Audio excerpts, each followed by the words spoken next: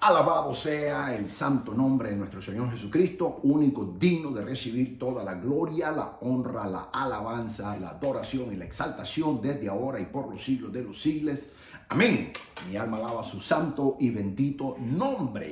Soy el doctor Yisrael Goldman del Ministerio Maranata, escatólogo, apologista, evangelista, maestro de la palabra de Dios y pastor. Por la misericordia de Dios, para la gloria de Dios, desde Dallas, Texas, Estados Unidos de América. Y el día de hoy te quiero dar nuevamente la bienvenida para nuestro estudio que continuamos. Hoy te voy a dar la enseñanza número 2. Dios y el dinero es nuestro nuevo estudio. Estuvimos abordando, gracias por la retroalimentación que recibí de varios alumnos. Me mandaron mensajes diciendo que había sido una gran bendición y que habían aprendido mucho con el tema que abordé la clase anterior, clase número 1. El propósito de Dios con las riquezas, o Dios y las riquezas. Hoy en día te voy a abordar la enseñanza número 2, Dios y el dinero.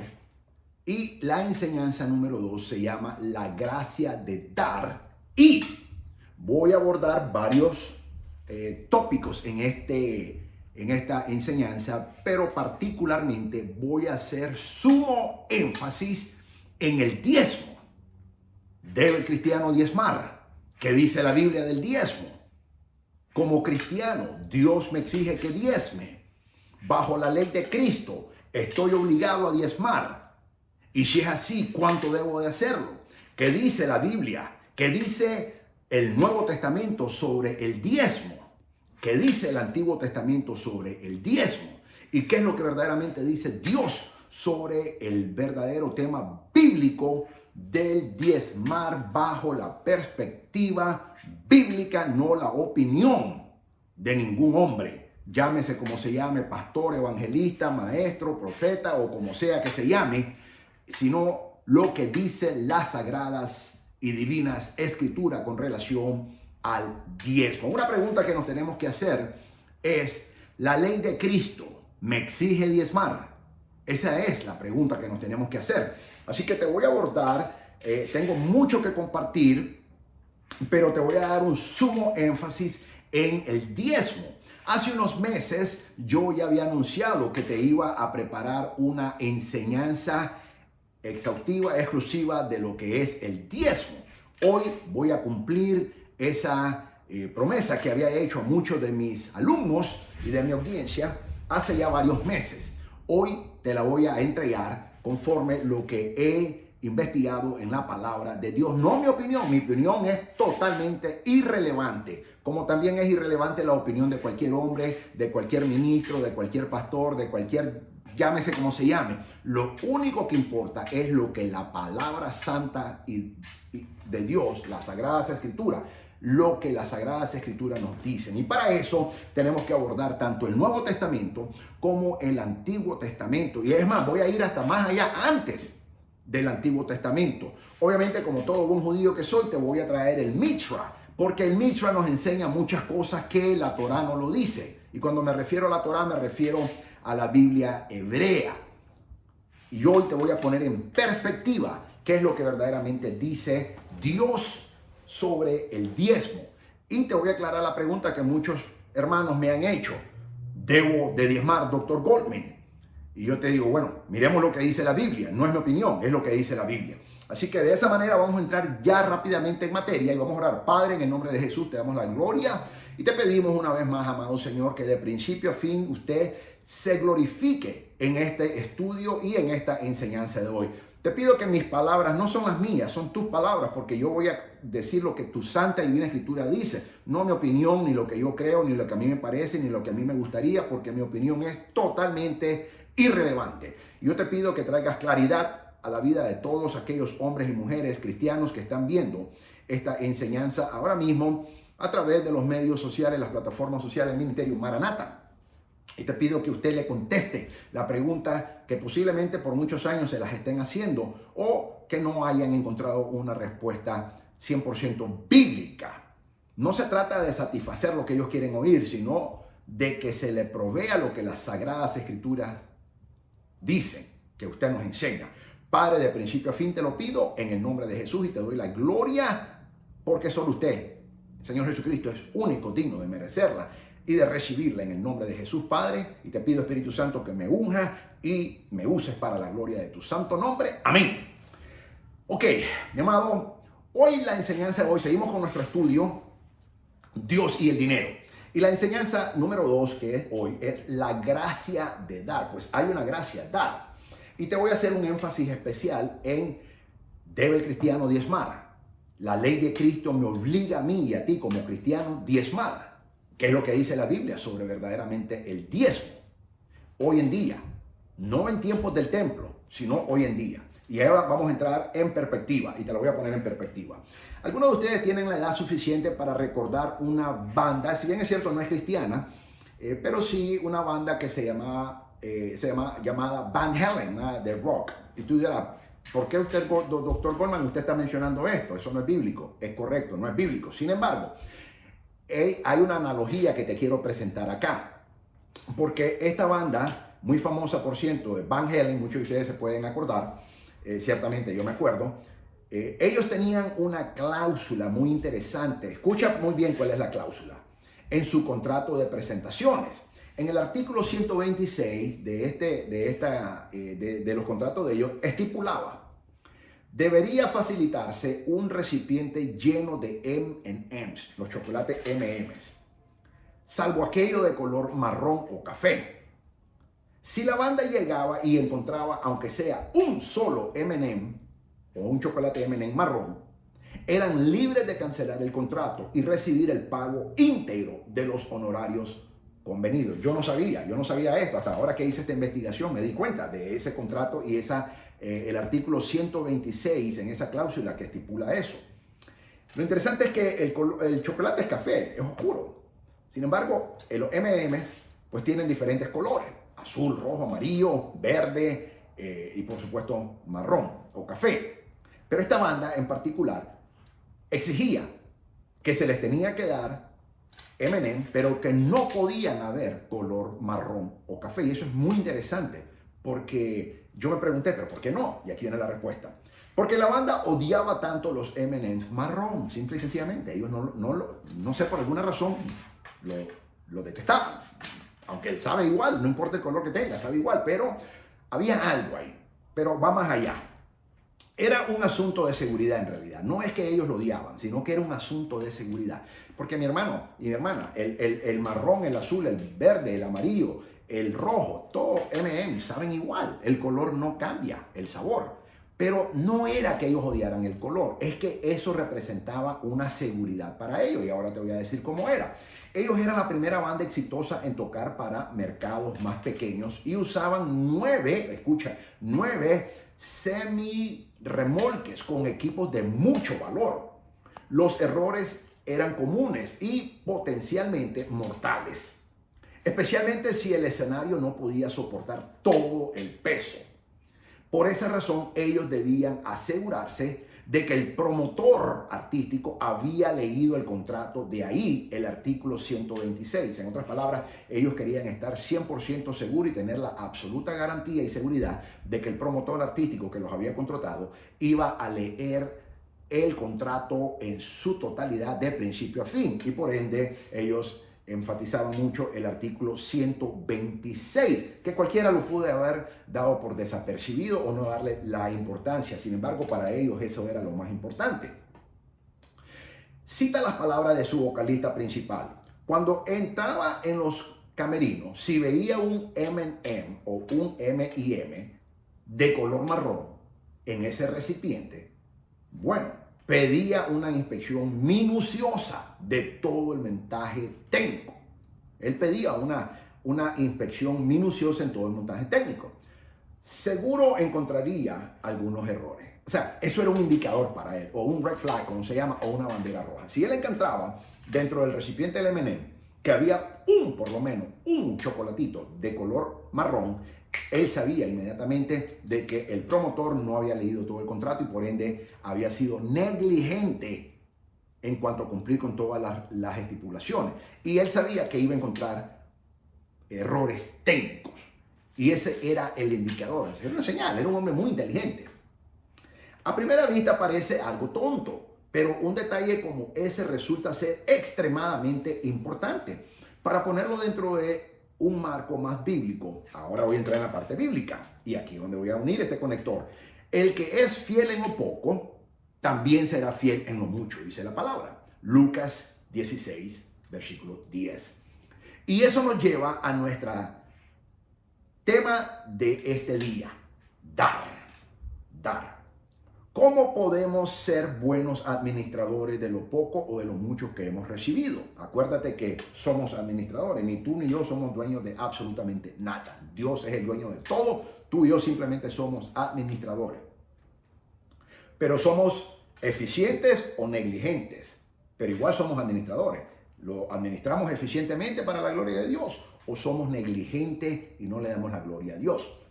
Y eso es lo que te enseñé, la clase número 1. Para responder eso, hablaré del por qué, del qué, del dónde y de cómo del dar cristiano. Empecemos entonces. ¿Por qué los cristianos deberían dar? Pregunta. ¿Por qué deberíamos dar tú y yo?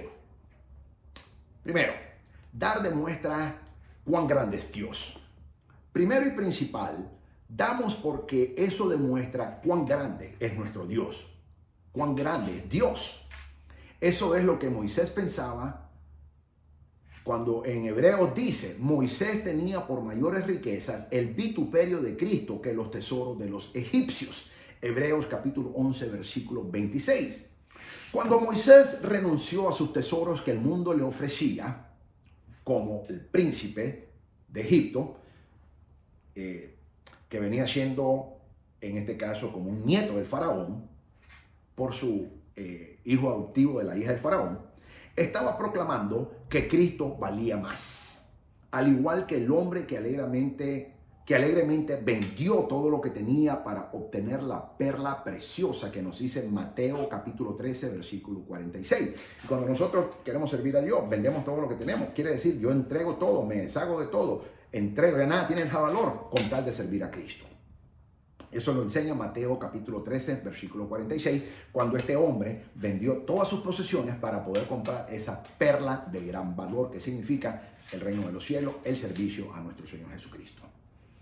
Es lógica simple, renunciar a lo que es valioso para ganar lo que es más valioso. Cuando tú y yo renunciamos a lo que es valioso, es porque queremos ganar lo que es más valioso. ¿Qué es lo que es más valioso? Servir a Cristo, servir a Dios, servir a su santo y bendito evangelio. Eso es lo que es más valioso. Dar por la causa de Cristo demuestra lo digno y grande que es nuestro Dios y mi alma alaba su bendito nombre. Número 2, Dios nos da generosamente. Dar no solamente reconoce la prioridad de Dios sobre todas las cosas, sino que también es la respuesta correcta a lo que Dios nos ha dado generosamente en el Evangelio. Mira lo que dice el apóstol Pablo. Porque ya conocéis la gracia de nuestro Señor Jesucristo, que por amor a vosotros se hizo pobre, siendo rico, para que vosotros en su pobreza fueseis enriquecidos.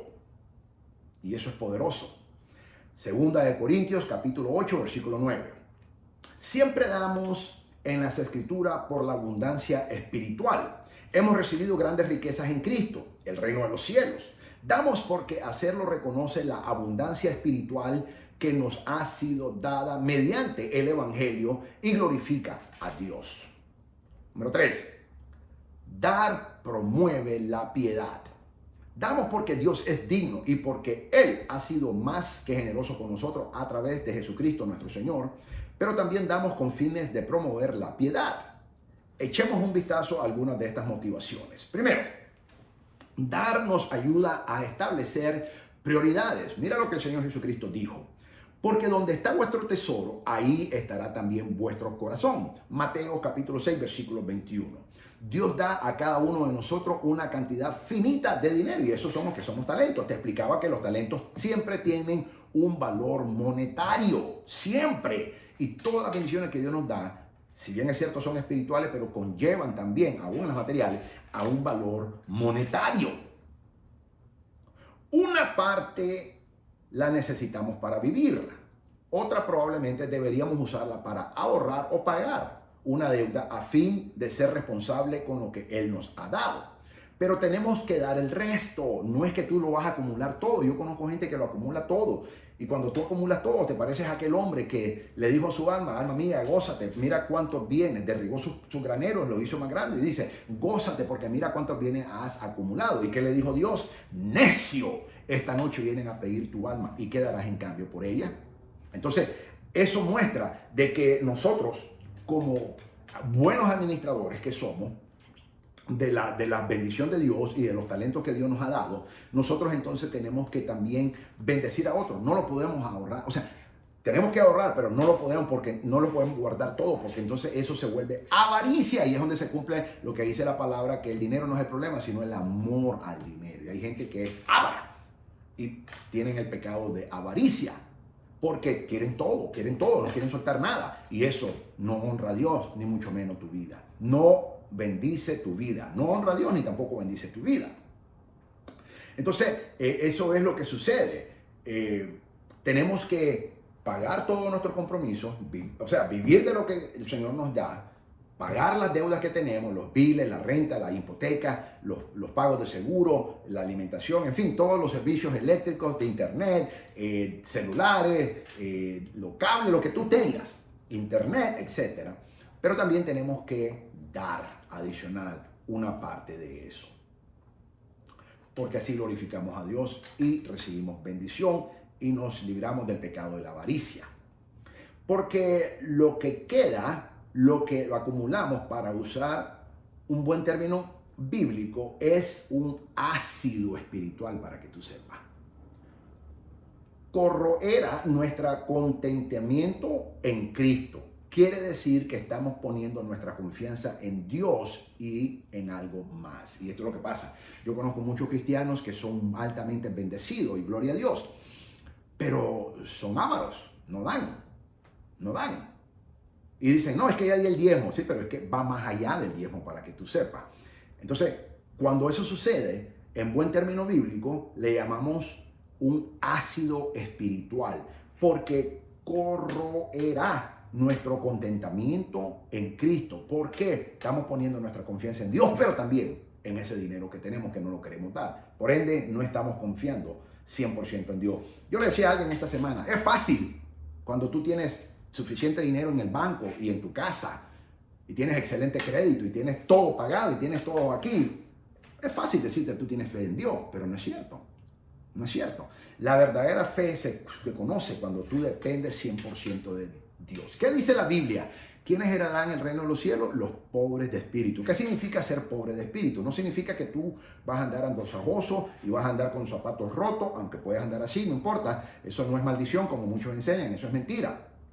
Pero lo que significa los pobres de espíritu es aquellos hombres y aquellas mujeres que dependemos 100% de Dios, no de los recursos, no del dinero, no de la finanza, no de los hombres, no del favor de nadie, sino de Dios. Eso es lo que significa ser pobre en espíritu, que tú y yo dependemos única y exclusivamente de Dios y no en las riquezas.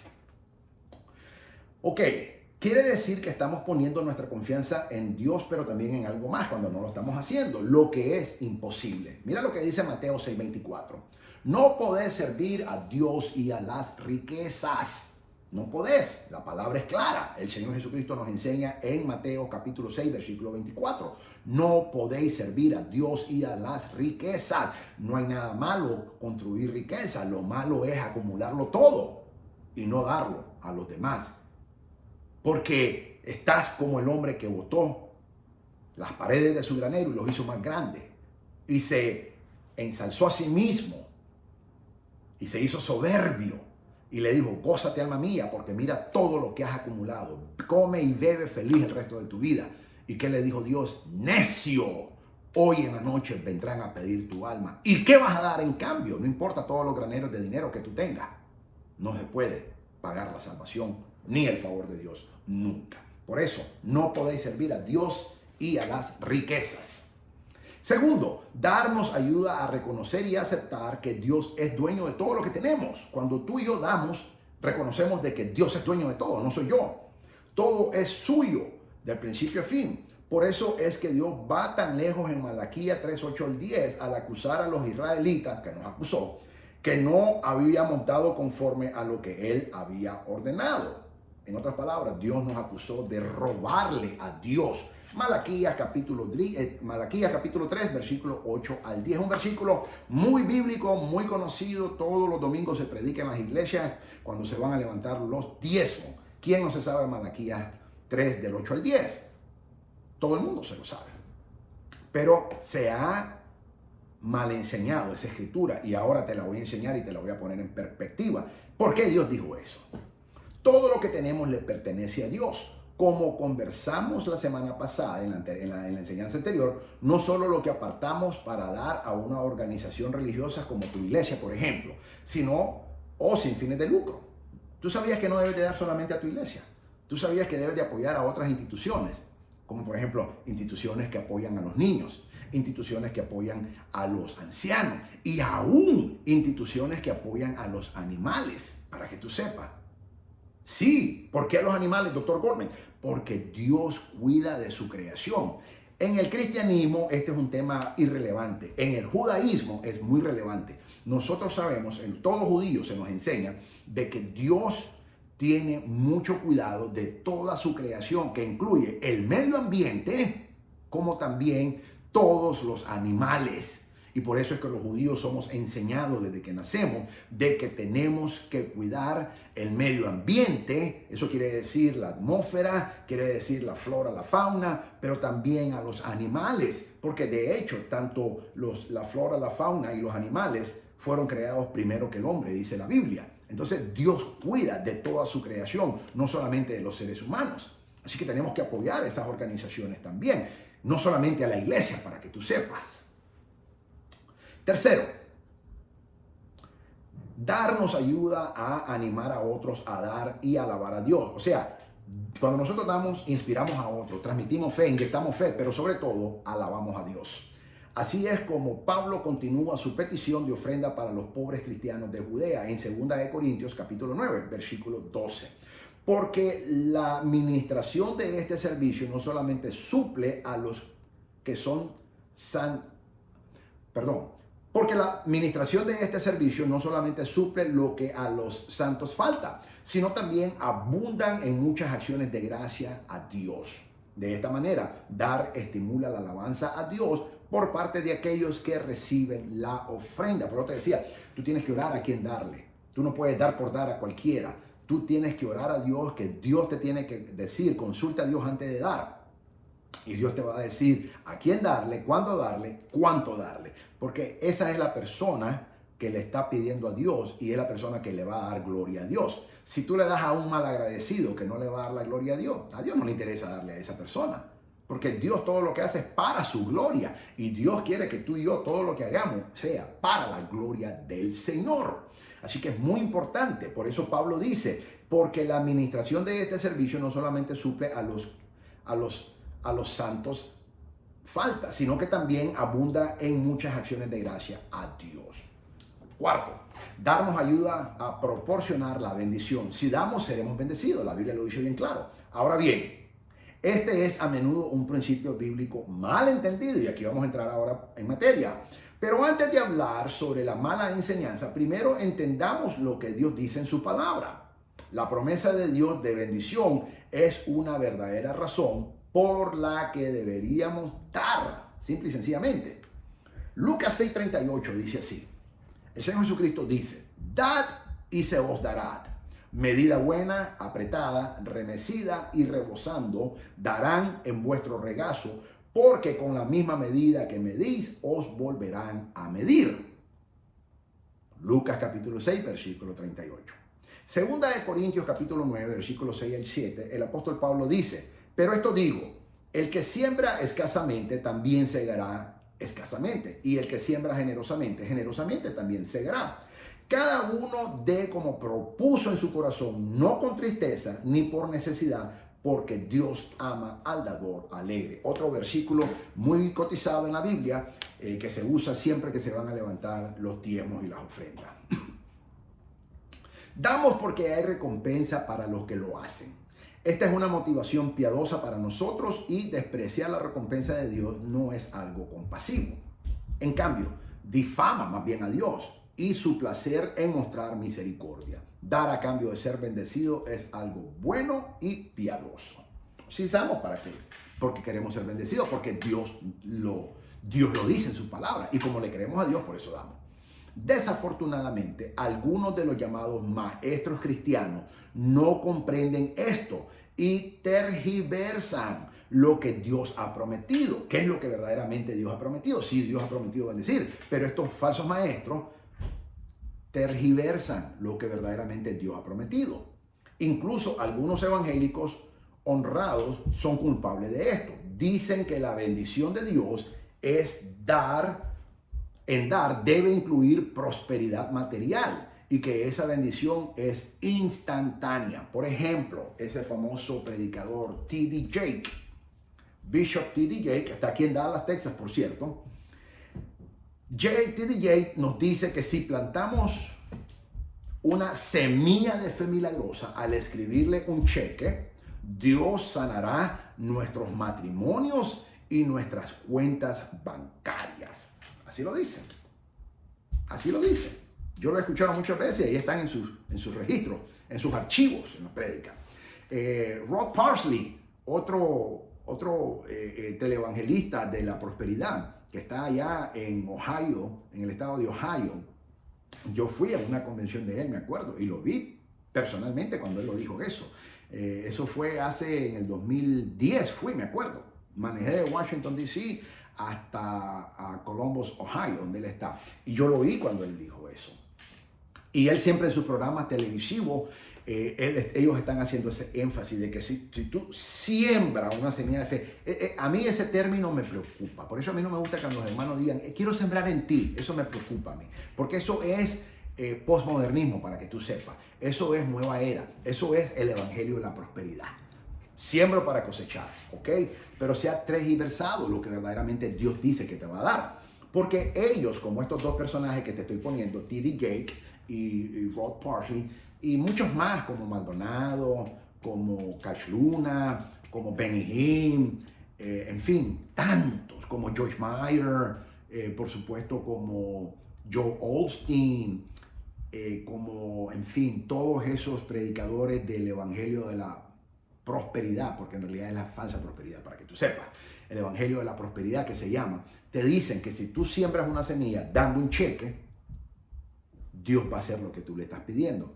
Totalmente falso. No hay ningún fundamento bíblico que justifique ni sustente eso. Eso es una mentira del mismo infierno, de la misma boca de Satanás. Y estos falsos hombres y mujeres, falsos predicadores, falsos maestros, tienen a la gente engañada que si tú das un cheque y das una semilla de fe, le llaman ellos, y siembras, Dios te va a contestar la oración. Y eso es mentira, porque Dios no necesita ni tu dinero ni mi dinero. Dios necesita tu fe, mi fe. Dios quiere, en realidad Dios no necesita nada. Dios quiere, tu fe y mi fe. Dios quiere tu obediencia y mi obediencia.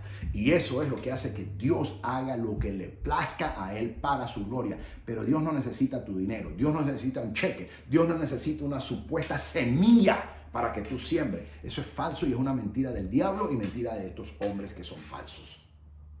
Dios, cuando Dios te suple, Dios lo único que te pide es que le creas, que lo honres, que le seas fiel y que lo ames. Eso, y le obedezcas. Eso es lo que Dios pide. 5 cosas Dios pide. Dios nunca te pide dinero. Eso es una mentira que hoy en día abunda. Entonces, esta es parte como transversan esa palabra de la Biblia. Dios sanará, dicen ellos, tu matrimonio, por ejemplo. Por ejemplo, yo he estado y he escuchado cuando dicen, es más, hay falsos predicadores que dicen que si tú das una ofrenda de $1,000, Dios te va a dar una unción increíble.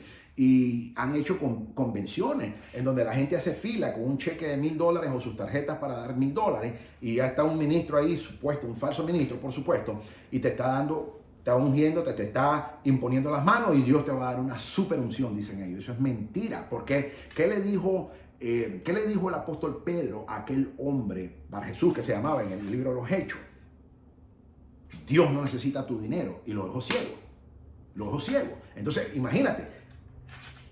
Ahora estos falsos ministros están vendiendo la unción de Dios. Ese hombre quería comprar el bautismo en el Espíritu Santo. Y el apóstol Pedro le dice, muérete tú, pereces tú con tu dinero. Dios no necesita dinero, ni esto se puede comprar con dinero. Así que esto es lo que están haciendo estos falsos predicadores en día de hoy. Obviamente aquí está el apologista hablando.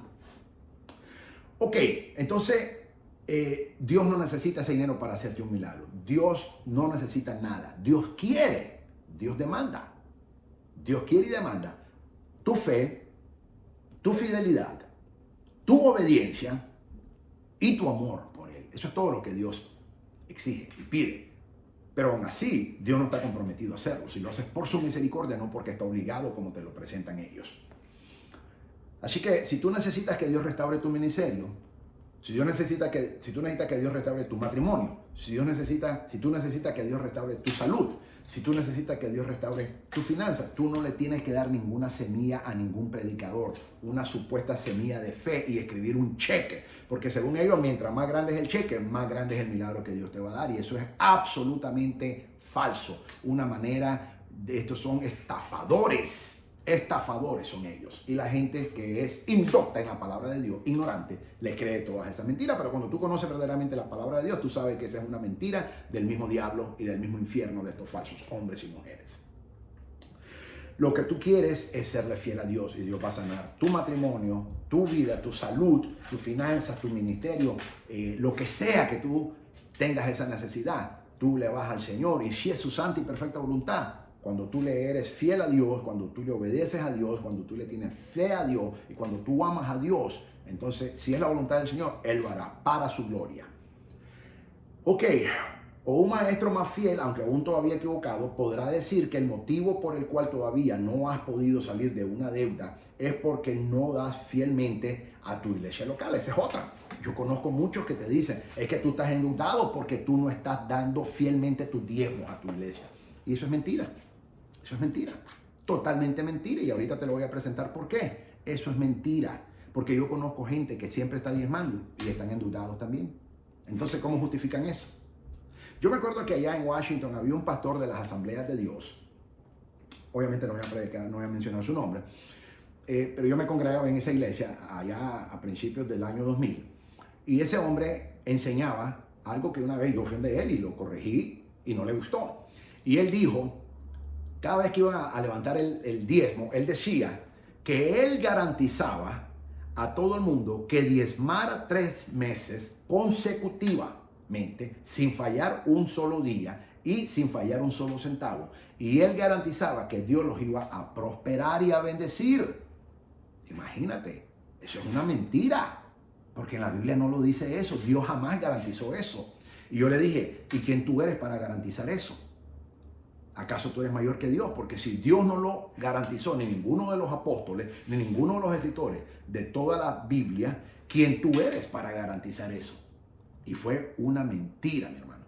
Pero ese hombre terminó era un hombre de como 32 años tenía ese hombre. Y terminó con 3 infartos al corazón, con 2 derrames. Y si Dios no lo eliminó, es para demostrarle que Dios era soberano y Él quitaba y ponía o dejaba al que Él quería. Y después ese hombre se pegó una arrepentida por toda esa mentira que él decía. Y era una de las iglesias más grandes de las Asambleas de Dios, allá en la zona de Washington, D.C., en la zona metropolitana de Washington, D.C., una de las iglesias más grandes. Y yo me congregaba en esa iglesia.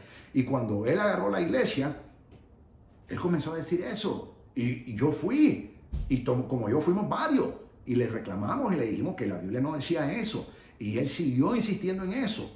Después él quería vender el templo.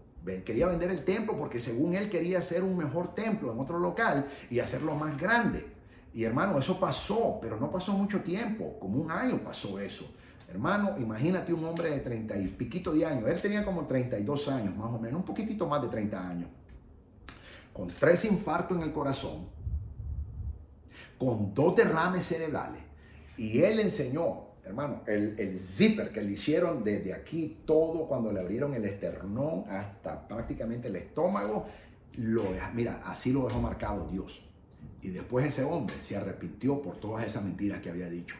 Así que ten cuidado si tú estás diciendo eso, porque la Biblia no lo dice eso. Y tú no puedes decir algo que la Biblia dice, mucho menos garantizarla. Entonces hay que tener, y era uno de los pastores de las Asambleas de Dios, la iglesia, una de las iglesias más grandes y antiguas en la zona metropolitana de Washington, D.C., la capital de Estados Unidos, las Asambleas de Dios. Así terminó ese hombre, mis amados.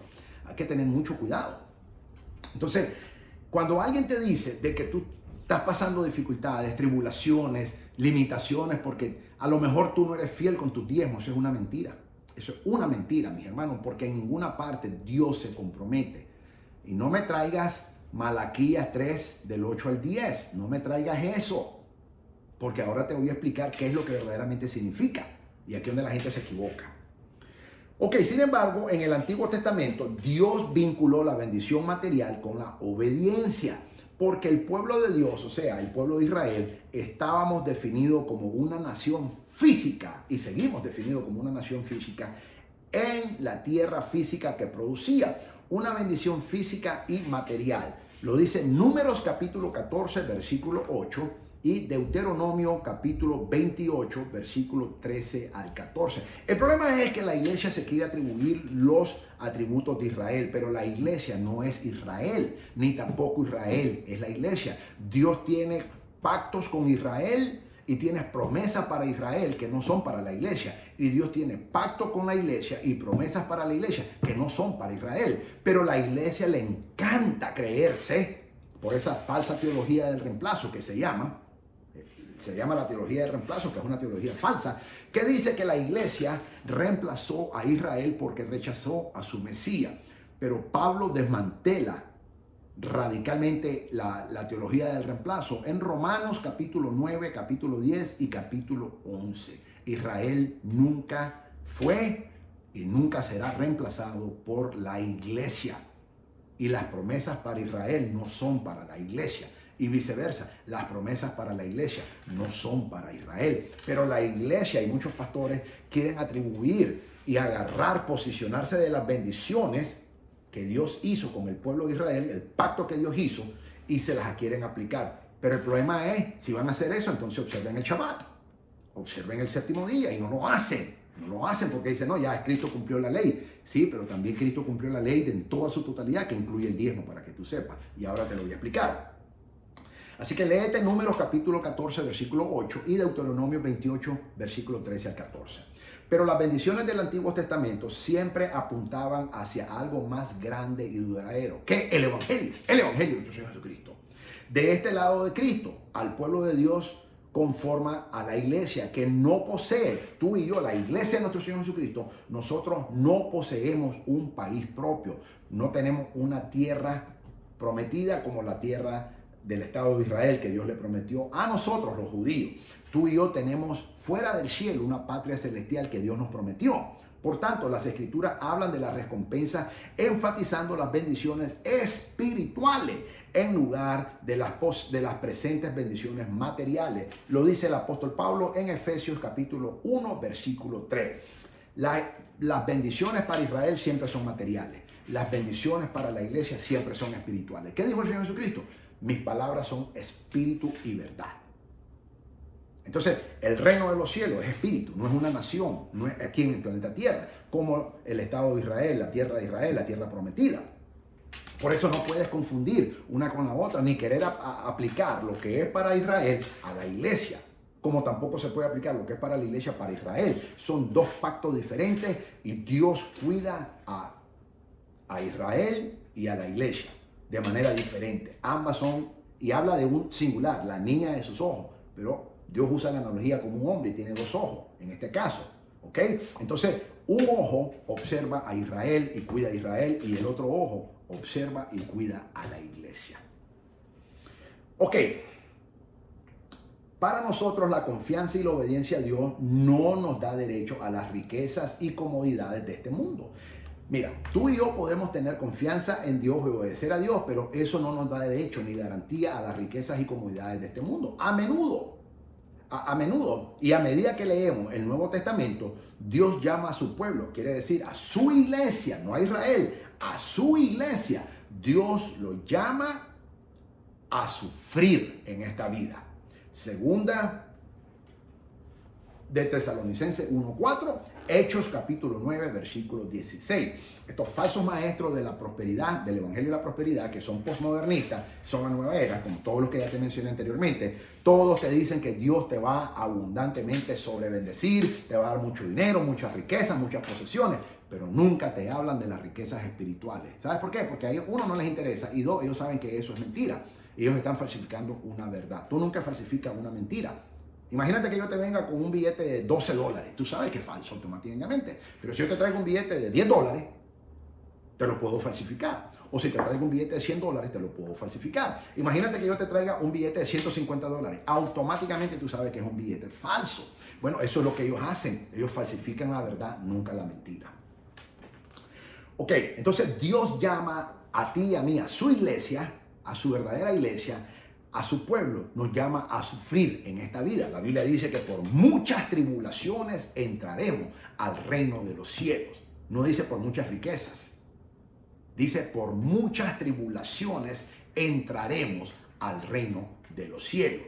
Y nos llama a sufrir en esta vida. Según de Tesalonicenses 1:4, Hechos 9:16.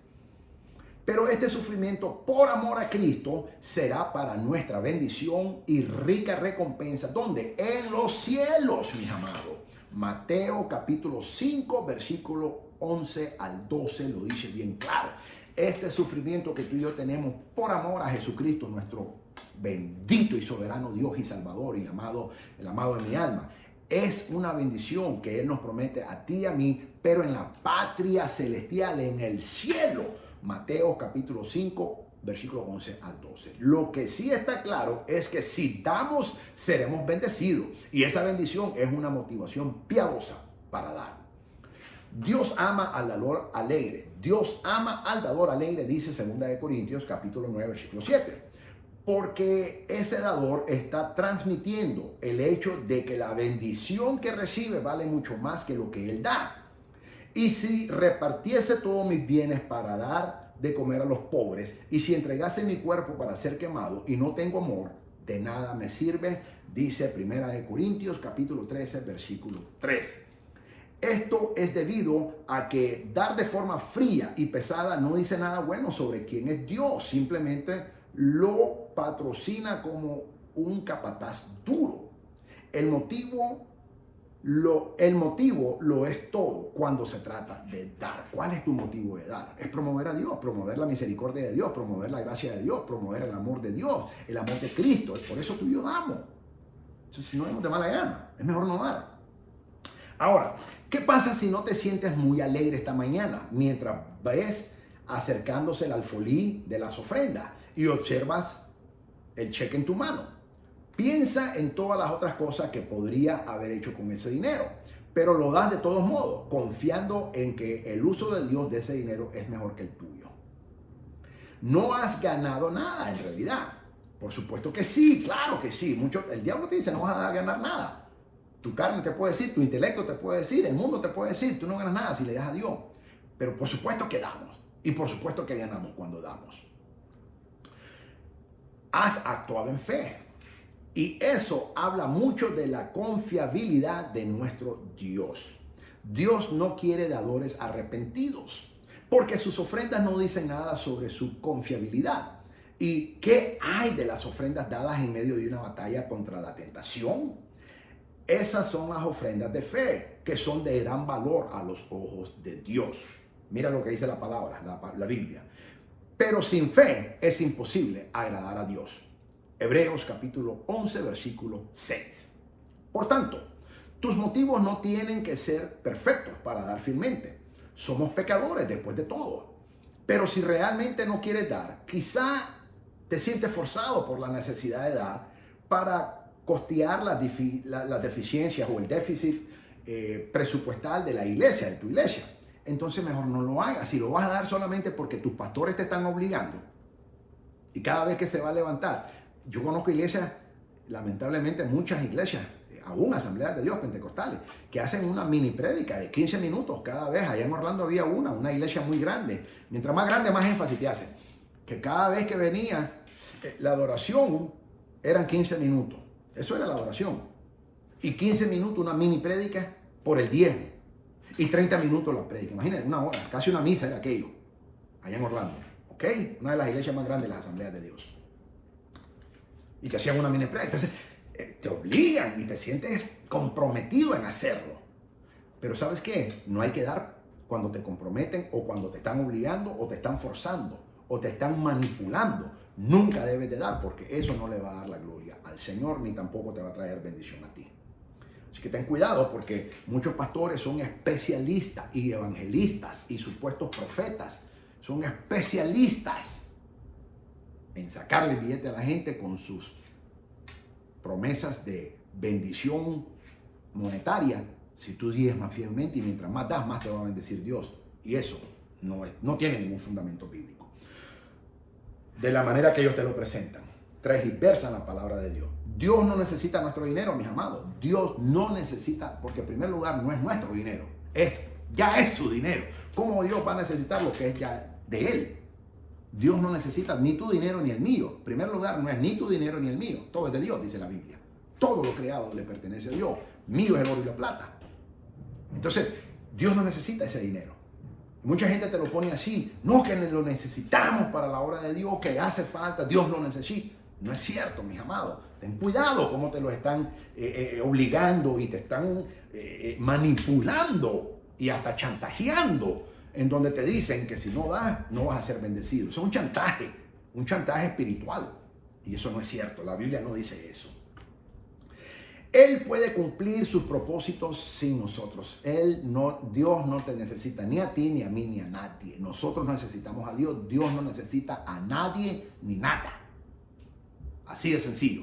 Punto. Dicho esto, sería bueno para ti que examinara tu corazón y hablaras, por ejemplo, con un buen amigo cristiano, un hombre, si eres hombre, que tenga una sólida doctrina cristiana y que tú sabes que Dios da testimonio de él. O una mujer, si tú eres mujer, habla con esa persona y dile acerca de tus motivos. Luego, cuando tu corazón se encuentre bien, regresa y da. ¿Qué es lo que dice Mateo 5, 23 y 24? Lo que hayas decidido en tu corazón. O sea, examina tu corazón antes de dar, dice la Biblia. Mateo 5, 23 y 24. Y después que lo hayas examinado, ven y da, para que des con la motivación correcta. 3. ¿Qué deberían los cristianos dar? Hemos respondido el porqué de dar, pero también hay otra gran pregunta que necesitamos responder. ¿Qué damos? Observa que no dije cuánto dinero deberíamos de dar. Por el momento quiero mantener nuestro tema bastante abierto. En primer lugar, todo. Tenemos que dar todo. Como mencioné antes, Dios es el dueño de todo. Por eso lo damos todo, porque no es tuyo, no es mío, es de Dios. Todo lo que tenemos.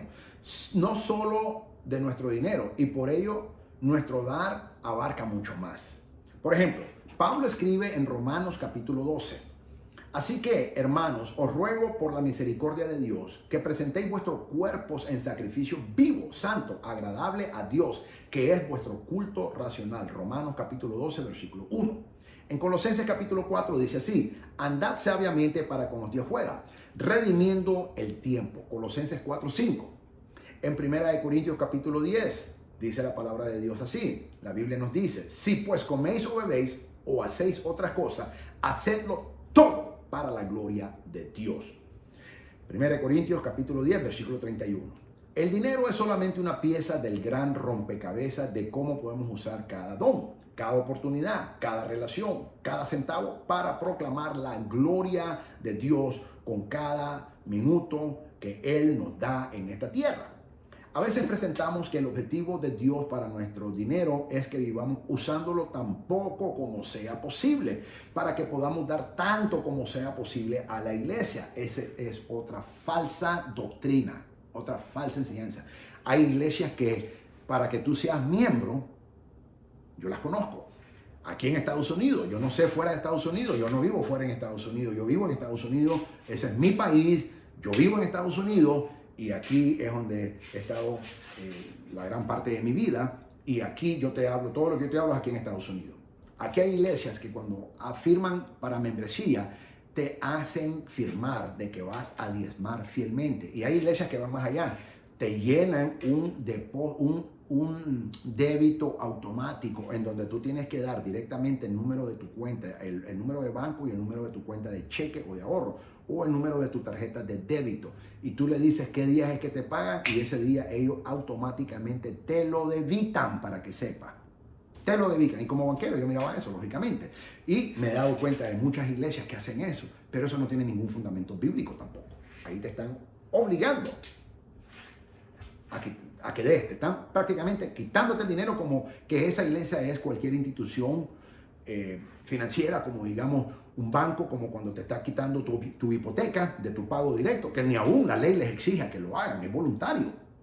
O el pago de tu auto es voluntario, o los seguros de auto, los seguros de casa que te quitan, te debitan mensualmente ese dinero, el pago anticipadamente. Hay iglesias que hacen eso, pero entonces son entidades mercantilistas y no son organizaciones eclesiásticas como son la verdadera iglesia de nuestro Señor Jesucristo. Ok, entonces va más allá. Y te obliga a que des todo a tu iglesia. Por supuesto, tal sacrificio honraría a Dios, pero quizás es una visión demasiado reducida de cómo honrar a Dios con nuestro dinero. ¿Alguna vez pensaste que en realidad podría ser mejor usar algo de ese dinero para permitirte honrar más a Dios en otras áreas de tu vida? Y aquí te voy a dejar un poco en shock.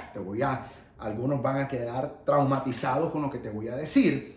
Algunos van a quedar, no sé cómo, pero te lo voy a decir. Recuerda, rendiremos tú y yo cuentas a Dios de toda tu vida, no solamente de tu dinero, sino de toda nuestra vida. Por ejemplo, ¿qué le dirías a un esposo? Voy a hablar con los esposos. ¿Qué le dirías a un esposo que siente que su esposa está siendo impía, lo voy a poner entre comillas, porque quiere salir a cenar una vez a la semana? Ya que, sobre todo, porque podrían disfrutar de una comida igual de buena en casa por la mitad del precio y ofrendar el resto. Me suena muy religioso eso. Hay esposos que hacen eso. Hay esposos que hacen eso. Cuando yo estaba casado, yo no lo hacía. Nunca lo hice. Y el día que Dios me vuelva a dar mi esposa, tampoco lo voy a hacer. Entonces, en el nombre de Jesús, por supuesto. ¿Por qué? Porque las personas se vuelven religiosas. Religiosas se vuelven. Y el mundo religioso y los líderes te han enseñado eso. Entonces te dicen, no, porque mejor das más a la iglesia que más te va a bendecir a Dios. Pero no necesariamente. Fíjate, quiero hablar con los hombres ahora mismo. Y tú, hermana, si eres casada, analiza lo que te estoy diciendo. Imagínate que tu esposo un día diga, voy a dejar de ser religioso. Y en vez de dar tanto dinero a la iglesia o dar más dinero a dinero, voy a llevar a mi esposa una vez a la semana. Quizás el domingo después de la iglesia, o quizás el sábado, el día que sea, o el viernes, en un date, en una cita. Y la voy a llevar una vez a la semana a comer, no necesariamente algo extravagante, pero sí a comer algo bonito, algo sabroso, algo delicioso y que sea favorable. ¿Cómo tú te sientes, mi hermana, si tu esposo hace eso? Tú te sientes bendecida, ¿verdad? Porque tu esposo te está honrando que tú le cocinas toda la semana. Y ahora, tal vez, como yo no sé cocinar, nunca aprendí a cocinar y ciertamente no me interesa aprender a cocinar a estas alturas de mi vida. Pero ya que yo no sé cocinar, entonces es la manera en que yo lo hacía. Y muchos esposos así lo hacen también, yo no soy el único. Entonces te llevan una vez a la semana, como diciéndote, yo agradezco que tú me das de comer y cocinas para mí toda la semana. Ahora yo no sé cocinar, pero aquí te voy a llevar de comer. Es como que yo estuviera cocinando exclusivamente para ti. ¿Cómo tú te sientes? Te sientes correspondida, ¿verdad? Y de ninguna manera estás pecando. Al contrario, estás fortaleciendo tu matrimonio, tu hogar, porque ahora tu esposa se siente agradecida de que tú reconoces y valoras todo lo que ella hace por ti y lo demuestras de esa manera. Entonces, en vez de dar más dinero a la iglesia, llévate a tu esposa. Llévatela a comer un día a la semana, no importa dónde sea. No importa dónde sea, si tienes mayor capacidad, llévala a un buen restaurante, pero no gastes tanto dinero. Yo no soy fanático a ir a restaurantes extravagantes. Ni aún cuando estaba súper bendecido económicamente hablando, quiero decir, porque yo estoy súper bendecido y ahora más que nunca. Pero nunca hacía eso porque para mí la comida es la comida. Y es lo mismo un plato de comida en un restaurante bueno que en uno 5 estrellas. Ahí puedes sacar a lo mejor 5 cenas de eso. Entonces, piensa estratégicamente. Mejor la llevas 5 veces, ya tienes no una semana, tienes el mes ahí. Tu esposa lo va a agradecer más. ¿Ok? Entonces, yo sé que las hermanas ahora mismo están, amén, amén, amén, doctor Goldman, amén, doctor Goldman. A lo mejor le están dando un codazo a su esposo, escuchar doctor Goldman. Díselo para que lo miren, que lo miren. Pero mis amados, hermanos, en Cristo, te lo digo en el amor de Cristo, eso es lindo hacer con tu esposa, porque tú la estás honrando, la estás valorando y le estás expresando lo agradecido que tú estás con ella, que ella te atiende toda la semana y tú lo haces un día. Ella lo va a agradecer mucho y va a fortalecer tu matrimonio.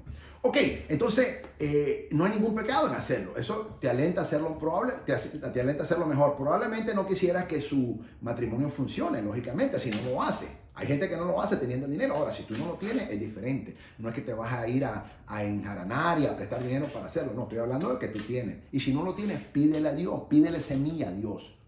Pídele semilla. El sembrador le pide semilla a Dios y Dios te la va a dar. Y dile, yo quiero llevar a mi esposa, Señor, una vez a la semana, aunque sea a McDonald's, Señor, aunque sea a Chick-fil-A, Señor, aunque sea al restaurante donde sea, no importa, pero Dios te lo va a dar. Pídele semilla y tú vas a ver que el Señor lo va a hacer porque eso agrada a Dios. Ok, tu dinero puede hacer muchas cosas buenas. Ciertamente puede financiar el ministerio de tu iglesia o de otro ministerio, pero también puede pagarle a alguien para arreglar por tal vez algo que necesite arreglar en su casa, o puede tener tiempo de encontrarse con un amigo desanimado en nuestra iglesia.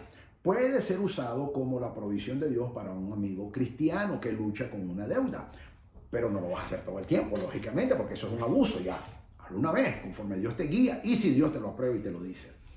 Puede ayudarte a disfrutar de la creación de Dios en la cima de una montaña lejana.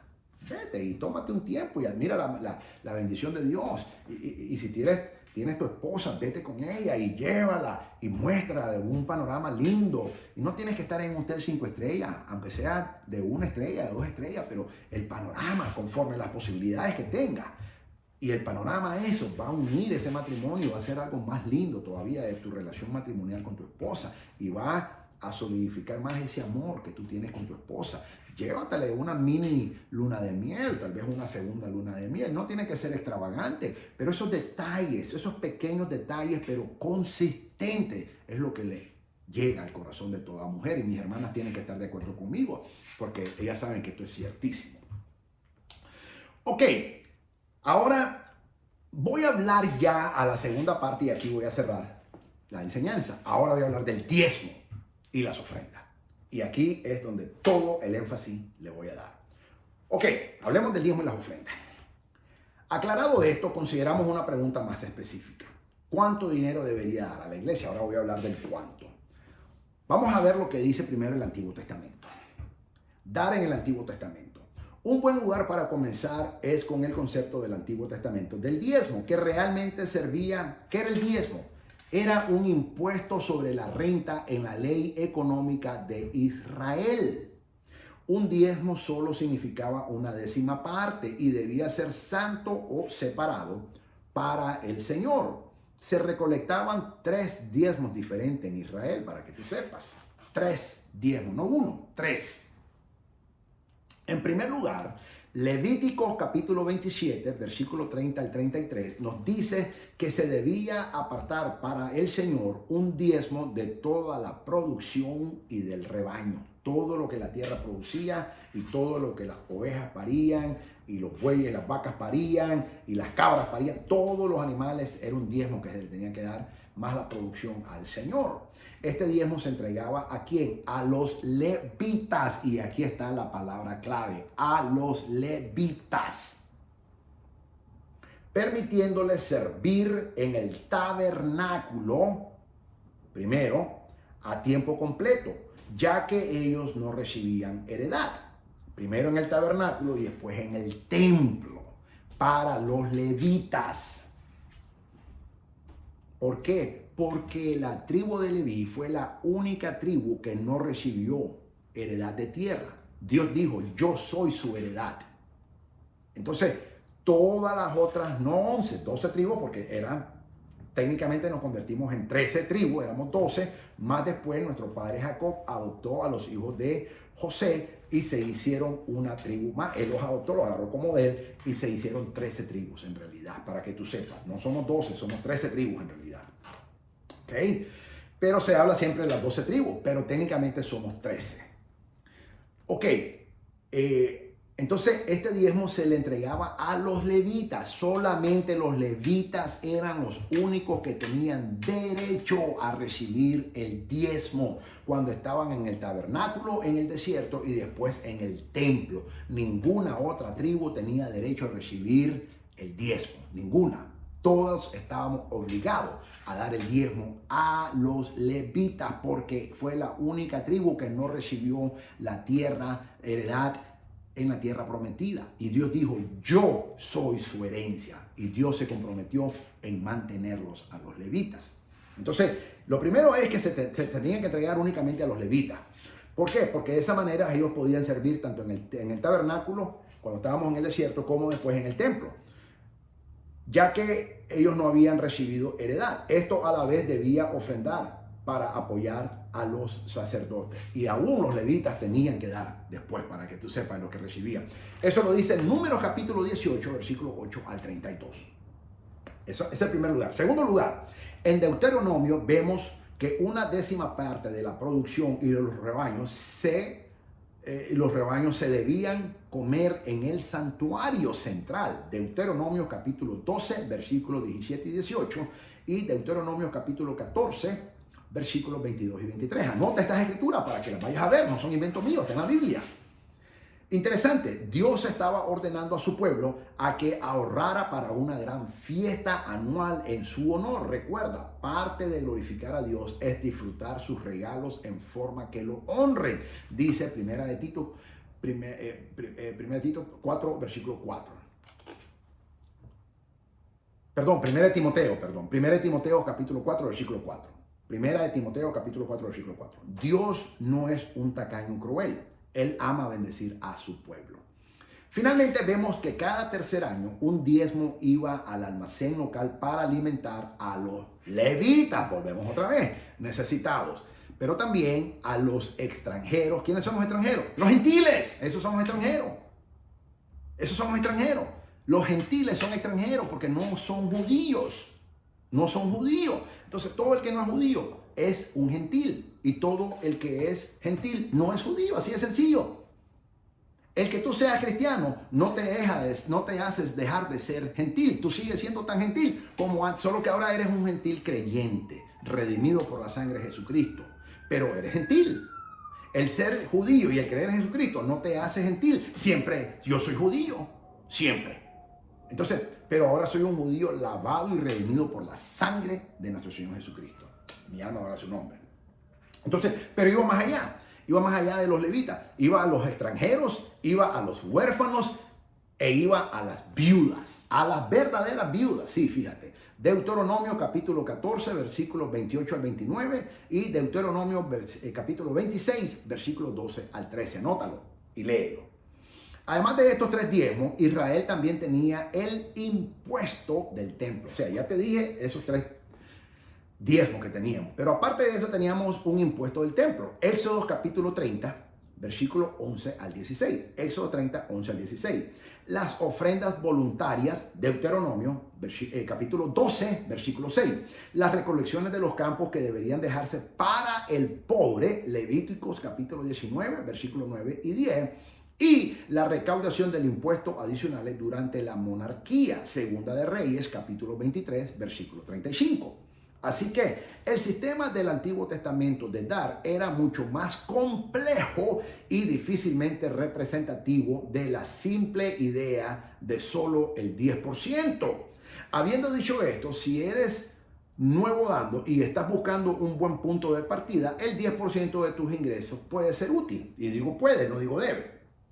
Después de todo, Abraham dio el 10% a Melquisedec. Lo dice Génesis capítulo 14, 20. Y Jacob prometió el 10% a Dios. Génesis capítulo 28, versículo 22. Cientos de años antes de la ley fuera. Ok, aquí donde muchos pastores dicen que el diezmo no es de la ley porque Abraham diezmó y Jacob diezmó. En realidad, Jacob prometió diezmar, pero en ninguna parte de la Torá y de la Biblia dice que lo hizo. Cuando leemos, vea la Biblia y lee Génesis capítulo 28, versículo 22, Jacob promete a Dios que si lo bendice en todo, él iba a dar el 10%. Pero ninguna referencia bíblica dice que lo hizo, que después el diezmó, no lo dice. Y si no, búscamela, entrégamela, porque yo no la encuentro hasta el día de hoy y tengo años estudiando la Torá, muchos años estudiando la Torá. Entonces, muéstramela. Entonces, Abraham sí dice que lo dio a Melquisedec, Génesis 14, 20. Nuestro padre Abraham le dio a Dios el 10% de lo que recuperó del botín cuando él fue y triunfó. Pero ahí fue cuando él lo dio. Y lo dice Génesis 14, 20. Pero Jacob, nuestro padre Jacob, prometió el 10% a Dios si lo bendecía, como una especie de pacto que le estaba haciendo. Génesis capítulo 28, versículo 22, sin embargo, no dice que lo dio. Entonces, ahí donde los judíos tenemos que ir al Mitzvah. El Mitzvah nos enseña que nuestro padre Jacob sí lo dio. ¿A quién? También a Melquisedec. La Torá no lo dice, o el Pentateuco, como le llaman los cristianos. La Torá no dice. Dice que él prometió dar, pero no dice que lo dio. Entonces tenemos que ir fuera de la Torá o del Pentateuco y nos vamos al Mitzvah. Y el Mitzvah nos enseña que nuestro padre Jacob cumplió su promesa, pero dieron ambos, Abraham y nuestro padre Jacob, ambos dieron una sola vez, nunca dieron más. Una sola vez dieron. Y lo interesante es que nuestro padre Isaac nunca dio. De los tres patriarcas, nuestro padre Isaac ni prometió ni tampoco dio diezmo a Dios. ¿Por qué? Porque no estaba exigido. Así de sencillo. Quizás no fue agradecido. Podemos argumentar eso también. ¿Okay? Porque ni nuestro padre Abraham ni nuestro padre Jacob estaban obligados. No había ley. Pero era un acto de agradecimiento hacia Dios. Pero nuestro padre Isaac no pecó porque no estaba obligado. Entonces, pero lo hicieron, nuestro padre Abraham y nuestro padre Jacob lo hicieron una vez. Una vez lo hicieron y nunca más lo volvieron a hacer. Nunca en la palabra de Dios, en la Torá o en el Pentateuco, como le quieran llamar los cristianos, que es la Torá, nunca dice que nuestro padre Abraham y nuestro padre Jacob daban constantemente diezmo. No lo dice. Una vez ambos lo dieron. Génesis capítulo 14, versículo 20. Abraham, nuestro padre, dio una vez el 10% a Melquisedec. Y Jacob prometió, pero no lo hizo en eso. Prometió en Génesis capítulo 28, versículo 22, que él iba a dar a Dios el 10%. El Mitzvah nos enseña que sí lo hizo una vez. Ambos lo hicieron una vez. ¿Qué te estoy diciendo con esto? Que no era un requisito. Y que ni tampoco Abraham ni tampoco Jacob dieron después de eso más veces. Una sola vez lo hicieron. Porque voluntariamente. No es porque estaban obligados. Y nuestro padre Isaac no lo hizo porque no estaba obligado. Entonces, esto es lo que nos enseña la Biblia hebrea o el Antiguo Testamento. Y luego, lógicamente, Malaquías 3, capítulo 3, versículo 8 al 10, que todos los domingos se dicen en las iglesias cuando se va a levantar el diezmo y las ofrendas. Pero ahora te voy a enseñar lo que verdaderamente significa Malaquías 3, versículo 8 al 10. Ahora, quiero hablar ahora de dar en el Nuevo Testamento. Te hablé de dar en el Antiguo Testamento y aún, o sea, antes de la ley, durante la ley y antes de la ley, en el Antiguo Testamento. Pero ahora te voy a hablar de dar en Nuevo Testamento, que es lo que a ti nos importa, porque la iglesia de Jesucristo se fundamenta ¿en qué? En toda la palabra de Dios, Antiguo y Nuevo Testamento, particularmente en el Nuevo Testamento. Ok. Avancemos a la práctica de dar en el Nuevo Testamento. Es interesante, mis amados y mis amadas, es muy interesante, de hecho, que en ninguna parte del Nuevo Testamento se nos ordena dar el 10%. En ninguna parte. Desde Mateo hasta el libro de Apocalipsis, en ninguna parte se nos exige dar el 10% a ti y a mí como la iglesia de nuestro Señor Jesucristo. Eso es muy interesante. Yo siempre le digo al pastor, bueno, muéstrame en el Nuevo Testamento donde dice que tenemos que diezmar. Me sacan Malaquía 3:10, me sacan Génesis 14:20, que Abraham lo dio, me sacan Génesis 28:22, Jacob lo hizo, y ahí queda. Pero ya te expliqué, ellos lo hicieron voluntariamente y solamente una vez lo hicieron. Y nuestro padre Isaac no lo hizo, nunca. Y solo una vez lo hicieron, nunca más lo hicieron, ni antes ni después. No era que siempre estaban dando, ¿ok? Fue voluntario una vez solamente. Pero lo que a ti, a mí nos importa es que dice el Nuevo Testamento, ¿ok? Y es muy interesante, yo encuentro fascinante y muy interesante que en el Nuevo Testamento no se menciona ni siquiera una vez, ni se nos ordena que tengamos que dar el diezmo del 10%. No se menciona. En todo el Nuevo Testamento no se menciona. Ni el Señor Jesucristo, ni los apóstoles, ni los evangelistas hablan del diezmo. Ninguno. El apóstol Pablo habla de dar ofrendas, pero no diezmo. En ninguna parte del Nuevo Testamento aparece o se nos exige que tengamos que dar el diezmo del 10%. Eso no aparece. Y eso, ningún pastor, ningún evangelista, ningún profeta, ningún maestro, o llámese como se llame, ninguno puede decir que el Nuevo Testamento nos exige a diezmar, porque no aparece. En cambio, lo que vemos es en 1 Corintios capítulo 16, versículo 2.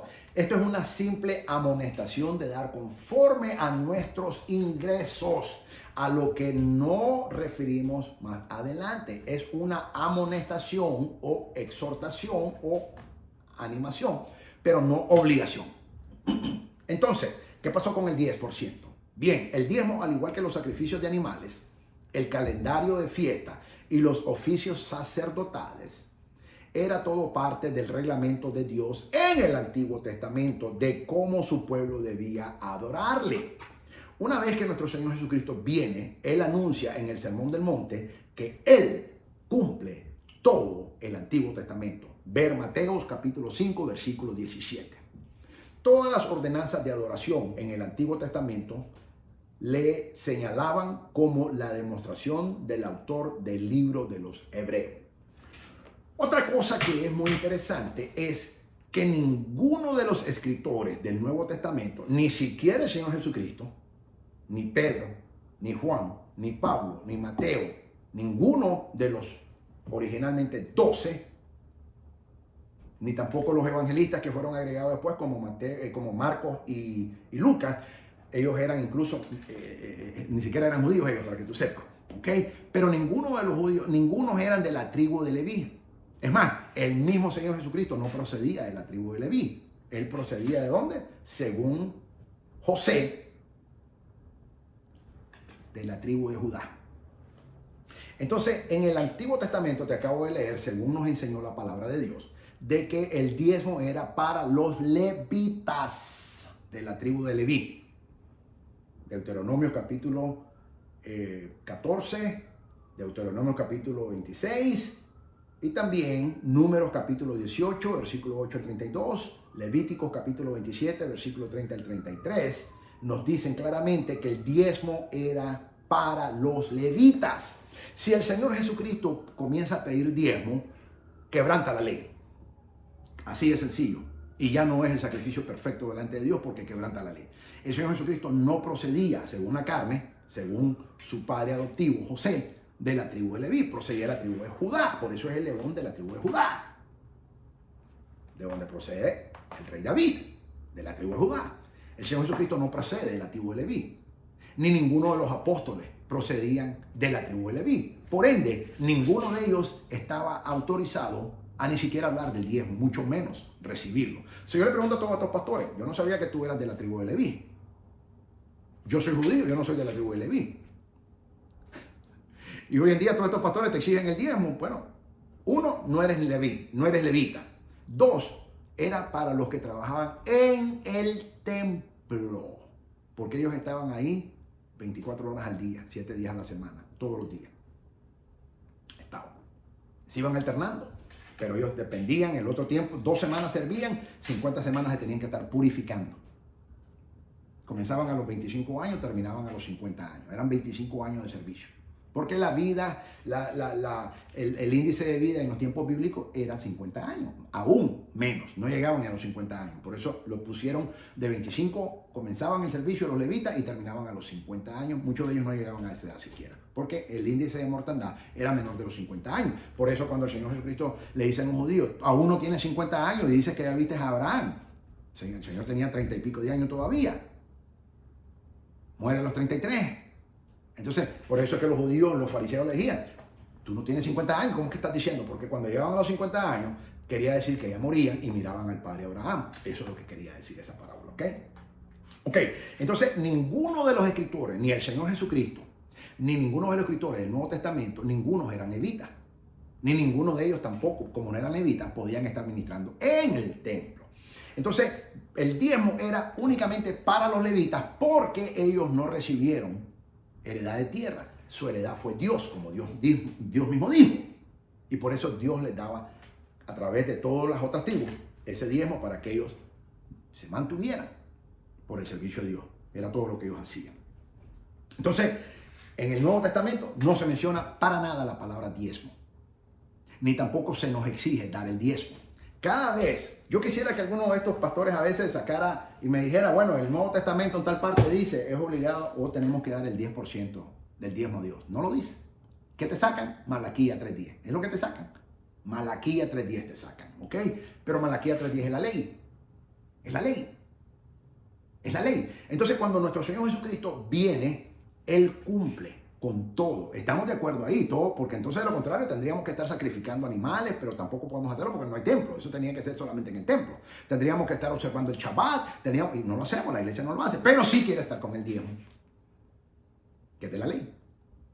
Así de sencillo, de la ley. No es antes de la ley, porque el hecho de que Abraham lo hizo una sola vez, Génesis 14:20, y Jacob lo hizo voluntariamente, ambos lo hicieron una sola vez, Génesis 28:22.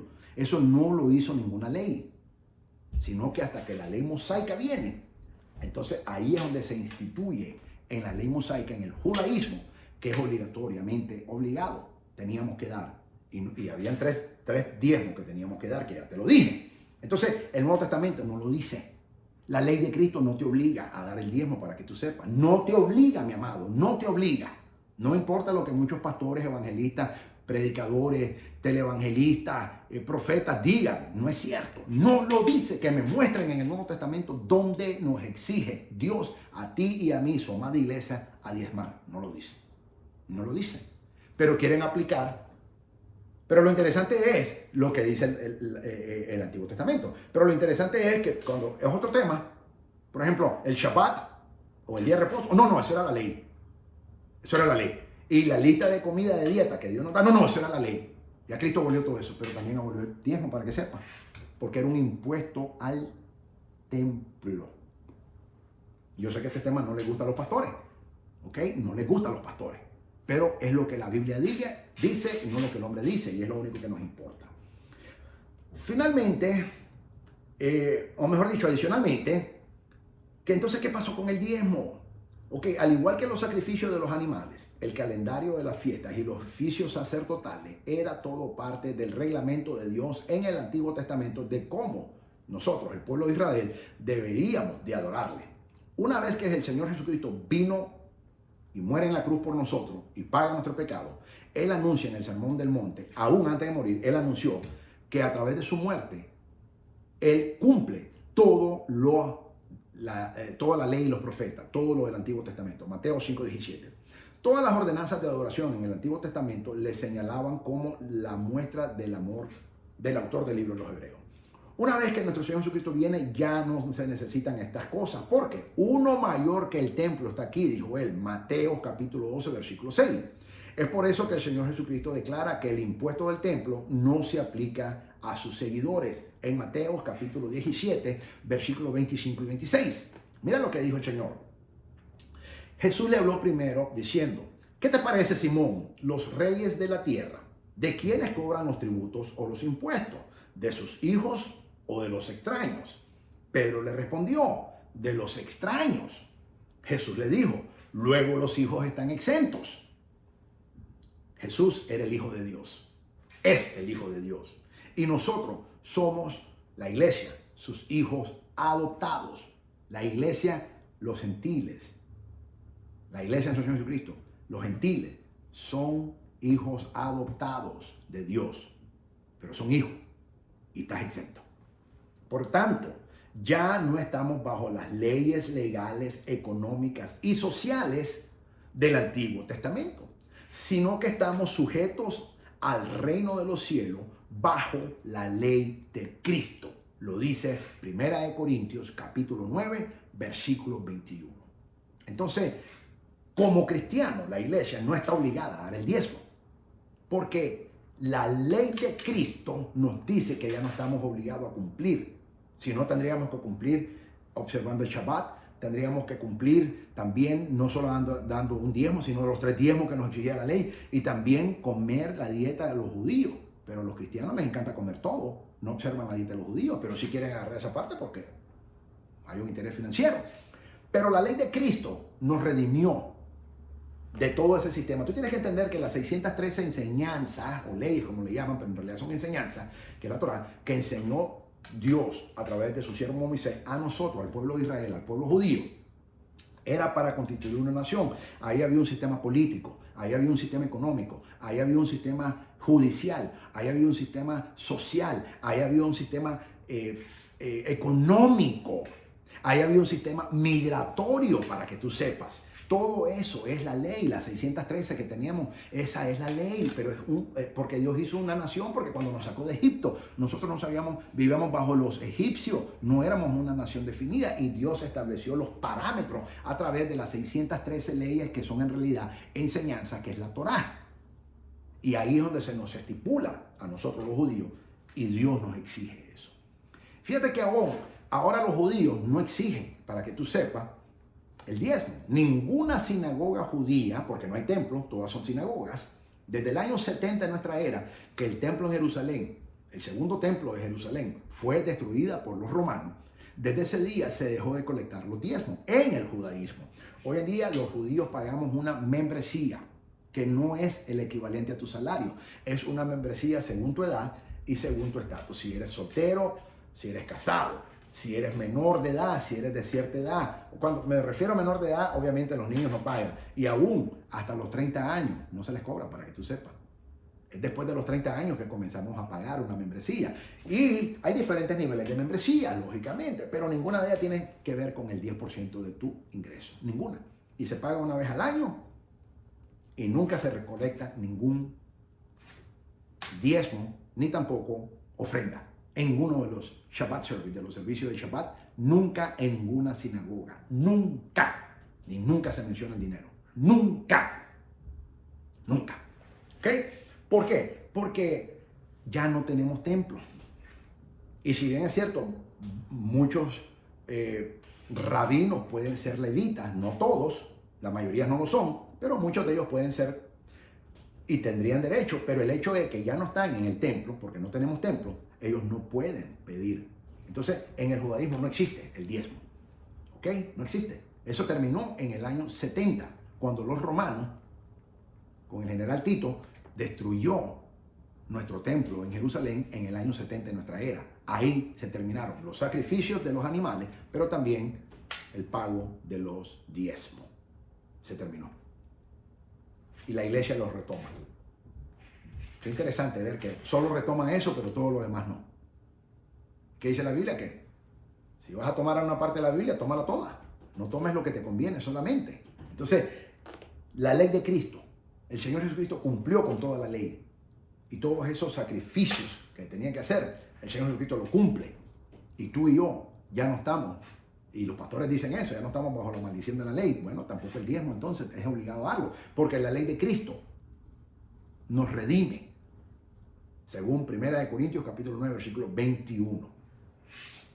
Un tema que no le gusta. Yo sé que a muchos no les va a gustar esto, pero es lo que la Biblia dice, mis amados. No es lo que yo digo. Mi opinión es irrelevante totalmente. Además de dar conforme a tus ingresos, que vimos en 1 Corintios capítulo 16, hay otros 2 temas que vemos en las Escrituras. Mira, que son tan importantes y aún más. Dar sacrificialmente. El primero es el del sacrificio. a través de todo el Nuevo Testamento. Esto sí se menciona en todo el Nuevo Testamento. El diezmo, el 10% del diezmo no se menciona ni siquiera una vez. Nunca se menciona para nada en todo el Nuevo Testamento. Sin embargo, el dar del sacrificio o el dar sacrificialmente a través de todo el Nuevo Testamento se nos enseña que seguir a Jesús implicará negarse a uno mismo. Lo enseñó el Señor Jesucristo y también todos los apóstoles. De hecho, el Señor Jesús hace que esto sea algo innegociable para un cristiano. Mira lo que dice: si alguno quiere venir en pos de mí, niéguese a sí mismo y tome su cruz y sígame. Mateo capítulo 16, versículo 24. Mateo 16, 24. Y al menos en dos ocasiones vemos que el sacrificio se aplica específicamente en la entrega de recursos financieros. Una vez cuando la pobre viuda dio todo lo que tenía para vivir. Marcos capítulo 12, 41 al 44. Y otra cuando los pobres macedonios dieron más allá de su capacidad, que menciona Pablo en 2 Corintios capítulo 8, versículos 2 y 3. Lo que podemos tomar de todo esto es que todos deberíamos servir al Señor Jesucristo hasta el punto en que estemos haciendo sacrificios. Y una forma en la que algunos de nosotros seremos llamados a sacrificarnos es entregando nuestro dinero hasta el punto en que nos duela. Pero al hacer esto, hay dos errores que deberíamos de evitar. El primer error es el que dice que si tu presupuesto no está dolorosamente apretado, no estás dando lo suficiente. Eso no siempre es cierto. No es necesariamente un pecado acumular riquezas. Lo dice un escritor, Abraham. Pero deberíamos vivir una vida que está dolorosamente relacionada con entregarnos a nosotros mismos, ofreciendo nuestros cuerpos como sacrificio vivo, tal y como lo dice Romanos capítulo 12, versículo 1. Dicho esto, cada uno de nosotros está en una situación diferente, por lo que para algunos de nosotros el verdadero sacrificio puede ser nuestro presupuesto. Para otros el tiempo, las relaciones y así sucesivamente. Hay gente que da dinero pero no da tiempo. Hay gente que da tiempo pero no da dinero. Entonces, varía en cada uno de nosotros. Y algunas las relaciones también. Debemos dar en todas estas situaciones sin ser egoístas con nuestras vidas. Pero donde exactamente duela variará de persona en persona. Hay personas que les duele dar dinero, hay personas que les duele dar tiempo. Y con ese dolor también vendrá un bálsamo de alegría, porque tenemos el privilegio de sacrificarnos voluntariamente para nuestro Salvador y Rey, Jesucristo. Mi alma adora su nombre. El segundo error es el que dice que la comodidad y el cristianismo pueden coexistir. Estamos en una batalla después de todo, como lo dice Pablo, y se lo escribe a Timoteo. Tú pues sufre penalidades como buen soldado de Jesucristo. Ninguno que milita se enreda en los negocios de la vida a fin de agradar a aquel que lo tomó por soldado. 2 Timoteo capítulo 2, versículos 3 y 4. 2 Timoteo capítulo 2, versículos 3 y 4. Tú pues sufre penalidades como buen soldado de Jesucristo. Ninguno que milita se enreda en los negocios de la vida a fin de agradar a aquel que lo tomó por soldado. ¿Tú eres soldado de Cristo? Yo soy soldado de Cristo. Por ende, tengo que aplicar 2 Timoteo, capítulo 2, versículos 3 y 4. Estamos llamados a sacrificarnos. Eso es lo que significa seguir a un Señor crucificado. En cambio, que nuestro consuelo se encuentra en Cristo. 2 Corintios, capítulo 1, versículos 3 al 7. También tenemos que dar generosamente. El segundo tema que debería guiar nuestro dar es un tema que vamos plasmando a lo largo de las páginas del Nuevo Testamento. Se llama la generosidad. El apóstol Pablo escribe: pero esto digo, el que siembra escasamente también segará escasamente, y el que siembra generosamente, generosamente también segará. 2 Corintios capítulo 9, versículo 6. Esto es un truismo de la agricultura. Si tal como plantas un poco, no obtendrás una gran cosecha. Como los administradores fieles que estudiamos en la enseñanza pasada, a Dios le gusta que tomemos riesgo y apostemos completamente en Él, sembrando o dando generosamente. De nuevo, nuestra generosidad demuestra cuánto hemos recibido de arriba, por lo que la generosidad debe caracterizar a cada cristiano. deberíamos dar generosamente para apoyar a nuestra iglesia local, para apoyar a misioneros, para apoyar a nuestros prójimos en necesidad, para amar a nuestra familia, para animar a nuestros hermanos y hermanas en el Señor, etc. Entonces, ¿cuánto deberíamos dar? Todo. Tanto lo que damos como lo que retenemos finalmente le pertenece a Dios. ¿Cuánto dinero debería dar a la iglesia? Posiblemente más de lo que das hoy. Pero ciertamente lo suficiente para que puedas decirle honestamente a Dios que el dinero que estás guardando para gastarlo en otro lugar lo glorificará igual o incluso más de lo que haría si igualmente lo dieras. Da para que el dinero que gastes en tus necesidades glorifique a Dios de igual forma o aún más de lo que haría si de igual modo lo dieras. Esa es la regla de oro para todos nosotros. Y para la mayoría de nosotros, eso sería considerablemente más que el 10%. ¿Ok? Ok, ¿dónde deberían los cristianos dar? Ahora voy con el dónde, ya te dije cuánto. Pasemos a la tercera parte. ¿De dónde deberíamos dar nuestro dinero? Obligaciones. Lo primero que necesitamos pensar al decir dónde dar nuestro dinero son aquellas áreas en las que la Escritura nos obliga. Comencemos con nuestra responsabilidad más básica. En 1 Timoteo capítulo 5, versículo 8, Pablo dice: porque si alguno no provee para los suyos y mayormente para los de su casa, ha negado la fe y es peor que un incrédulo. Proveer a la familia parece ser nuestra responsabilidad más básica y principal. Antes de dar a la iglesia, tú tienes que proveer a tu familia. Antes de dar a la iglesia, tú tienes que dar a tu familia para que tú sepas. Así de sencillo, ¿ok? Pero digamos que has cumplido con esa obligación. ¿Qué sigue? Entonces ahora da a tu iglesia. Da a tu iglesia local. Imagínate que tú des tu dinero a la iglesia y no traes comida a tu casa. ¿En qué vas a glorificar a Dios? ¿Vas a matar de hambre a tu mujer y a tus hijos? ¿Cómo puede ser Dios glorificado? De ninguna manera será glorificado Dios. Primero provee en tu casa y después da a la iglesia. En Gálatas capítulo 6, versículo 6, Pablo escribe: el que es enseñado en la palabra, haga partícipe de toda cosa buena al que lo instruye. Por ejemplo, yo no pido dinero, pero sabes que la Biblia me autoriza si lo quiero hacer. Gálatas capítulo 6, versículo 6, lo dice bien claro. El que es enseñado, ¿qué te hago yo? Yo te enseño, yo soy maestro. El que es enseñado, no dice predicar, dice el que enseña la palabra. El que es enseñado en la palabra, haga partícipe de toda cosa buena al que lo instruye o al que te enseña. Por ejemplo, si yo te estoy enseñando a ti, tú sabes que la palabra de Dios, Gálatas 6:6, que yo nunca lo abuso, nunca lo pido, yo nunca pido dinero a nadie, pero me autoriza. Porque si yo te estoy enseñando, yo te estoy educando, edificando, entrenando, te estoy instruyendo en la palabra de Dios, te estoy enseñando la palabra de Dios. Tú que estás siendo enseñado por mí, por este ministerio, tú tienes que hacerme partícipe de las cosas buenas para que tú sepas que Dios te da a ti. Pero yo no lo hago. Sin embargo, la palabra de Dios me autoriza a hacerlo. Gálatas capítulo 6, porque yo soy maestro y yo te enseño la palabra. No dice el que predica, dice el que instruye, el que enseña. Entonces, el que es enseñado en la palabra, o sea, tú, haga partícipe en toda cosa buena al que lo instruye, yo. O cualquiera que te esté enseñando bíblicamente sana doctrina, no las mentiras que te están mucho enseñando. ¿Ok?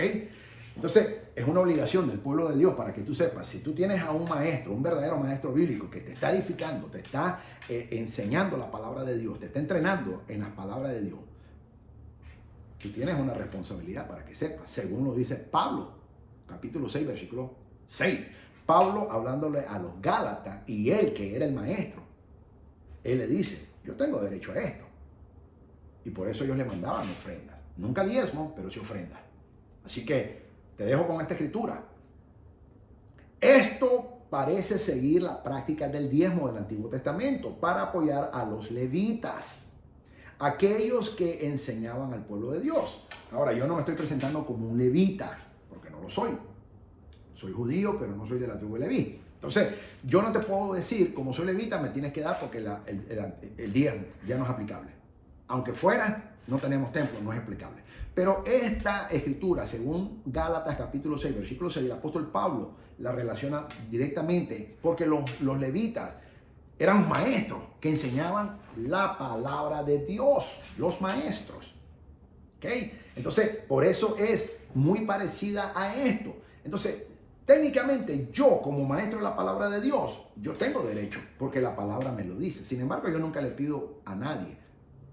Pero si Dios te toca tu corazón y tú quieres hacerlo, ningún mal estás haciendo. Al contrario, estás cumpliendo con la palabra de Dios. Y si yo lo acepto, tampoco estoy haciendo ningún mal porque la palabra me lo aprueba. Pues el obrero es digno de su salario, dice la palabra. Pero yo no te estoy pidiendo dinero. Yo te estoy enseñando la palabra de Dios. Haz tú conforme Dios te diga en tu corazón. ¿Cuánto debería dar a tu iglesia? No te lo voy a decir.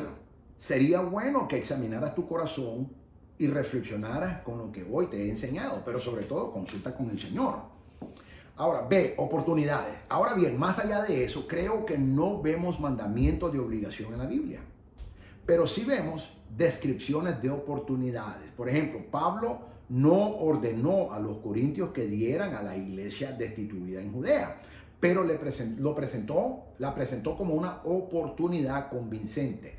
En 2 Corintios capítulo 8, versículo 8, asimismo en Gálatas capítulo 10, versículo 10 nos dice: así que, según tengamos oportunidad, hagamos bien a todos y mayormente a los de la familia de la fe. Así que estás proveyendo para tu familia y estás dando una fiel cantidad a tu iglesia, pero aún así te queda algo de dinero que no necesitas. ¿Qué haces? Trata de averiguar cuál es el mejor y la más estratégica forma de gastar, o mejor dicho, invertir, lo llamo yo, ese dinero. No me gusta sembrar, ese término sembrar no me gusta. Invierte en el reino de los cielos, para que puedas rendir buenas cuentas de ello el día final cuando estés frente a Cristo, delante del tribunal de Cristo, que vamos a estar, todo es necesario que comparezcamos ante el tribunal de Cristo, dice el apóstol Pablo, 2 Corintios capítulo 5, versículo 10. Entonces, que no nos avergoncemos. Imagínate que nos dejemos todo ese dinero guardado y no lo damos. ¿En qué glorificamos a Dios? Ok, le di todo a mi familia, le di a la iglesia, pero después, ¿qué más hice? No exalté el nombre de Dios. No exalté el nombre de Dios. Y ahí es donde vamos a rendir cuenta. Y muchos podemos perder bendición de Dios, para que tú sepas. No la salvación, porque todo el que está en el tribunal de Cristo es salvo, ya está en el cielo. El tribunal de Cristo va a ser en el cielo. Va a ser en el cielo. No va a ser aquí en la tierra, va a ser en el cielo. Antes de que regresemos, Apocalipsis capítulo 20, antes de que regresemos con el Señor, o mejor dicho, cuando el Señor venga en capítulo 19, específicamente nosotros venimos con Él. ¿Okay? Apocalipsis capítulo 19, versículo 11 en adelante, dice que el Señor viene y con Él vendrían todos los escuadrones del cielo. Ahí viene la iglesia, que ahora es su esposa. ¿Ok? Entonces, pero antes de venir de regreso a la tierra, al final de los 7 años de la tribulación, la gran tribulación, vamos a comparecer ante el tribunal de Cristo en el cielo, después del harpazo, después del arrebatamiento. Y eso va a suceder antes de la boda del Cordero, porque no podemos casarnos con el Cordero mientras no hayamos pasado el tribunal de Cristo. Y mucho menos no podemos regresar con Él a reinar, porque ahí es cuando Él se nos va a dar todas las coronas que Él promete: 5 para los que somos pastores y 4 para los hermanos que no son pastores. Lo promete la Biblia. Entonces, eso es muy importante. ¿Qué hiciste con ese dinero que te sobró? Quizás das más a tu iglesia por las cosas buenas. Yo siempre digo, ¿sabes qué? No des tanto a tu iglesia. Da, pero no des tanto.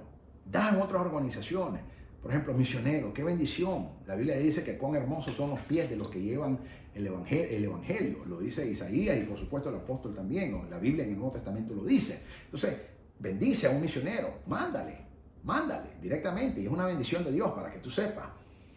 Pero que esté verdaderamente predicando la sana doctrina y que no esté metiendo falsa doctrina. Ten cuidado con eso.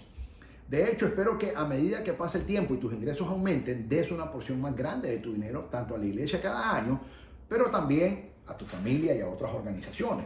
Dios no quiere solamente que crezcamos en nuestra fe y amor. Él también quiere que crezcamos y mejoremos aún en nuestro dar. Lo dice 2 Corintios capítulo 8, versículo 7.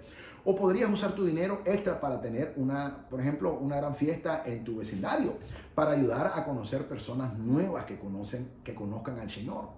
Hazlo, tráelo. O vete a un lugar y pone así, mira, que evangelizas de esa manera. Esa es una muy buena inversión que estás haciendo. Estás invirtiendo en el reino de los cielos. Y vas a traer inconversos ahí. Pero ten cuidado que no vengan solamente buscando los panes y los peces. Pero utilízalo para esa manera.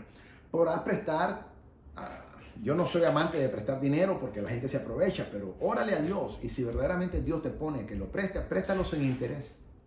Préstalo sin interés. ¿Ok? Y como decía un pastor amigo mío, pastor amigo de Ares, ahí en Nicaragua, decía, si vas a prestar dinero, hazte cuanticazo que ya no te lo van a pagar. Para que no te enojes con ese hermano o la hermana. Si vas a prestar, hazte cuanticazo que mejor, a veces decirle, mira hermano, mejor te bendigo, toma, lo voy a invertir en ti para la gloria de Dios. Es mejor, ¿ok? Pero si Dios te da testimonio de que esa persona, esa hermana lo necesita, pues dáselo, siempre y cuando Dios te lo apruebe y te diga cuánto y a quién. Ok, ¿cómo deberían los cristianos dar? Ya vamos a terminar. Finalmente respondemos la pregunta de cómo deberíamos de dar. Por ello vamos a ver principalmente lo que el apóstol Pablo en 1 Corintios 16:2 nos dice. El primer día de la semana, cada uno de ustedes aparte y guarde algún dinero conforme a sus ingresos para que no se tengan que hacer colectas cuando yo llegue. Fíjate que al apóstol Pablo, no le gustaba que se levantaran ofrendas cuando él estaba predicando. No le gustaba. Mira lo que nos enseña aquí, 1 Corintios 16:2. Sino que él pedía que se apartara dinero anticipadamente para que no se tendiera, porque él cuidaba su integridad, que no estaba comercializando el evangelio. Hay 5 amonestaciones bíblicas que podemos tomar de ese versículo. Y luego diremos una extra al final para completar. Entonces, ¿cómo deberíamos de dar?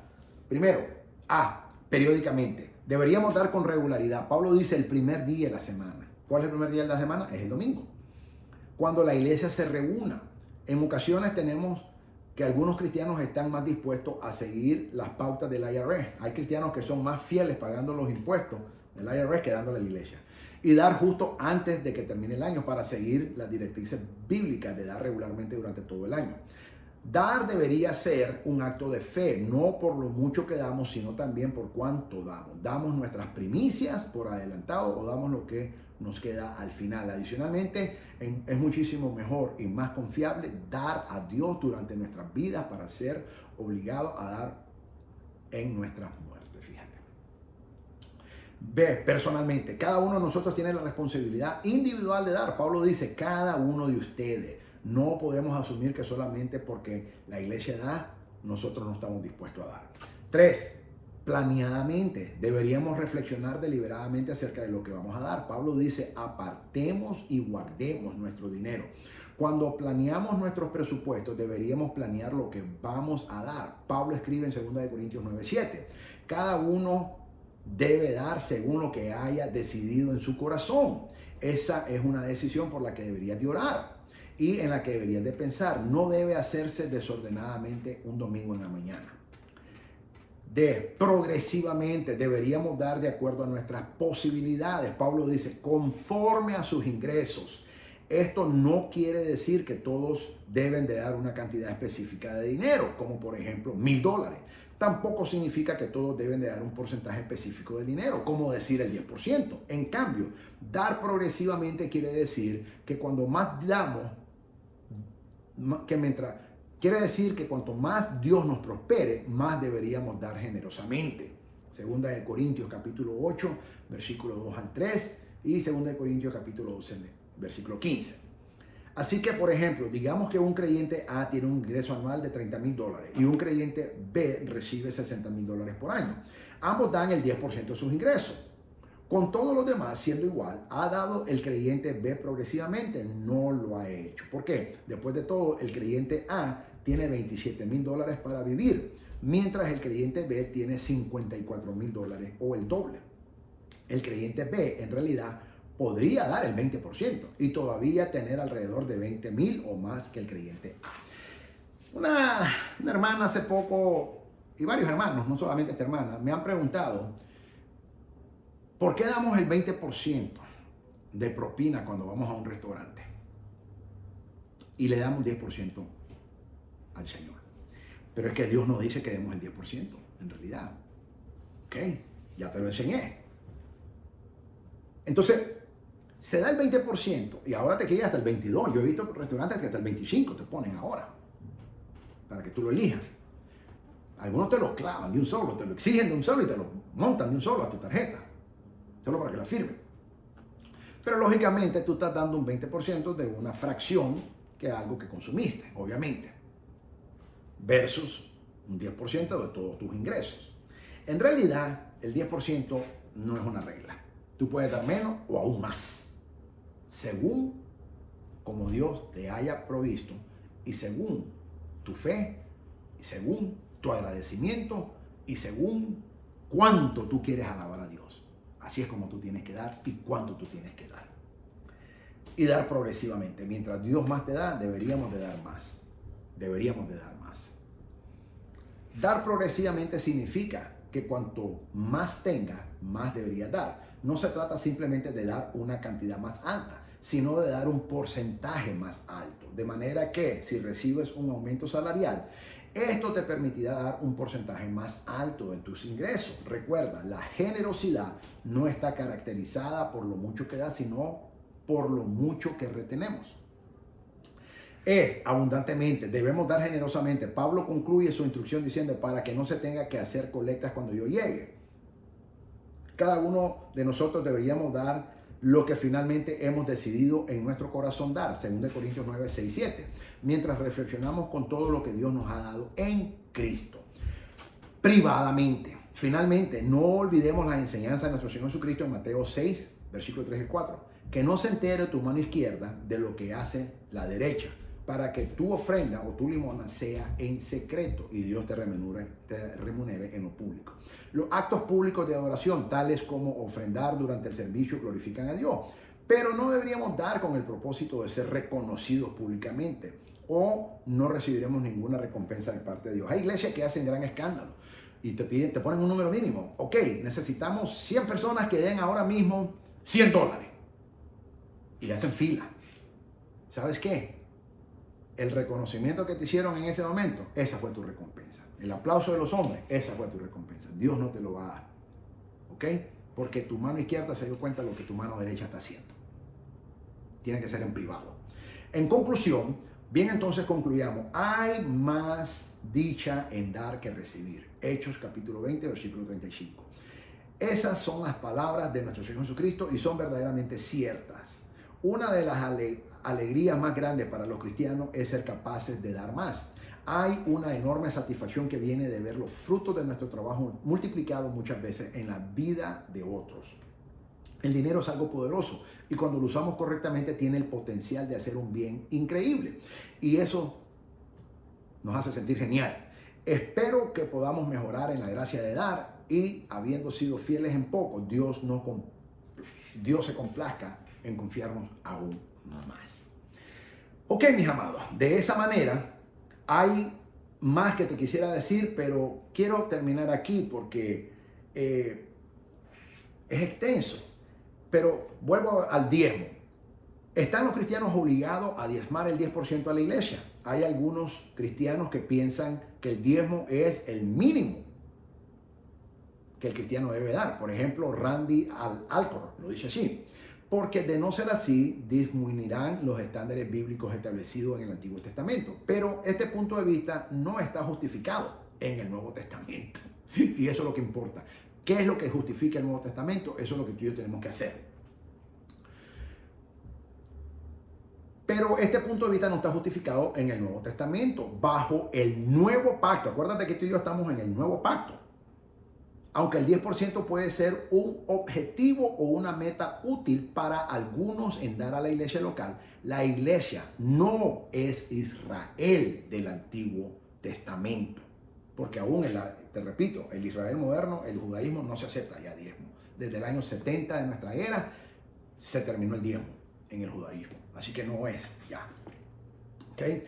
Que vivía en una teocracia con leyes civiles y económicas establecidas por Dios, tales como el diezmo. Bajo el nuevo pacto, las leyes de Dios están escritas en los corazones de su pueblo y dar está en concordancia con lo que cada uno tenga. Los cristianos del Nuevo Testamento, tú y yo, no debemos dar a regañadienta o por mandato o por obligación o por chantajes emocionales, como ocurrirían con los diezmos, sino debemos de dar alegremente. A Dios le interesa más nuestra devoción que nuestro dinero. A Dios le interesa más nuestra obediencia que nuestro sacrificio. 1 Samuel 15:22 dice que Dios se complace más en obediencia que en los sacrificios. De nada te sirve que des tu diezmo si no le estás obedeciendo a Dios en esa área que Dios te está diciendo y tú estás desobedeciendo ahora mismo. Mejor es que no diezmes y obedezcas a Dios, porque Dios se place más de la obediencia que del sacrificio, dice la palabra. 1 Samuel 15:22. De esa manera, mis amados, voy a concluir esta enseñanza. Número 2, Dios y el dinero. Y esta enseñanza número 2 la he titulado La gracia de dar, y pongo sumo énfasis en cuanto a qué dice el Nuevo Testamento, qué dice la Biblia del diezmo. Los cristianos debemos de dar del diezmo. Estamos obligados a dar el diezmo. Ya te lo presenté. Si tú quieres creer otra cosa, ya eso queda en opción tuya. Yo te digo lo que la palabra dice y la interpreto hermenéuticamente correctamente. No te estoy manipulando, no te estoy haciendo sentir mal.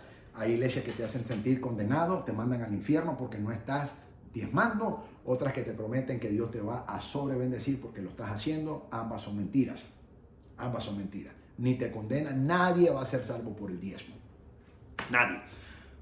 Es más, Dios no te va a preguntar cuánto dinero diste cuando lleguemos al cielo. Dios nos va a preguntar cuánto le obedecimos y con cuánto compartimos su santo y bendito evangelio, para que tú sepas. Es lo que Dios nos va a preguntar.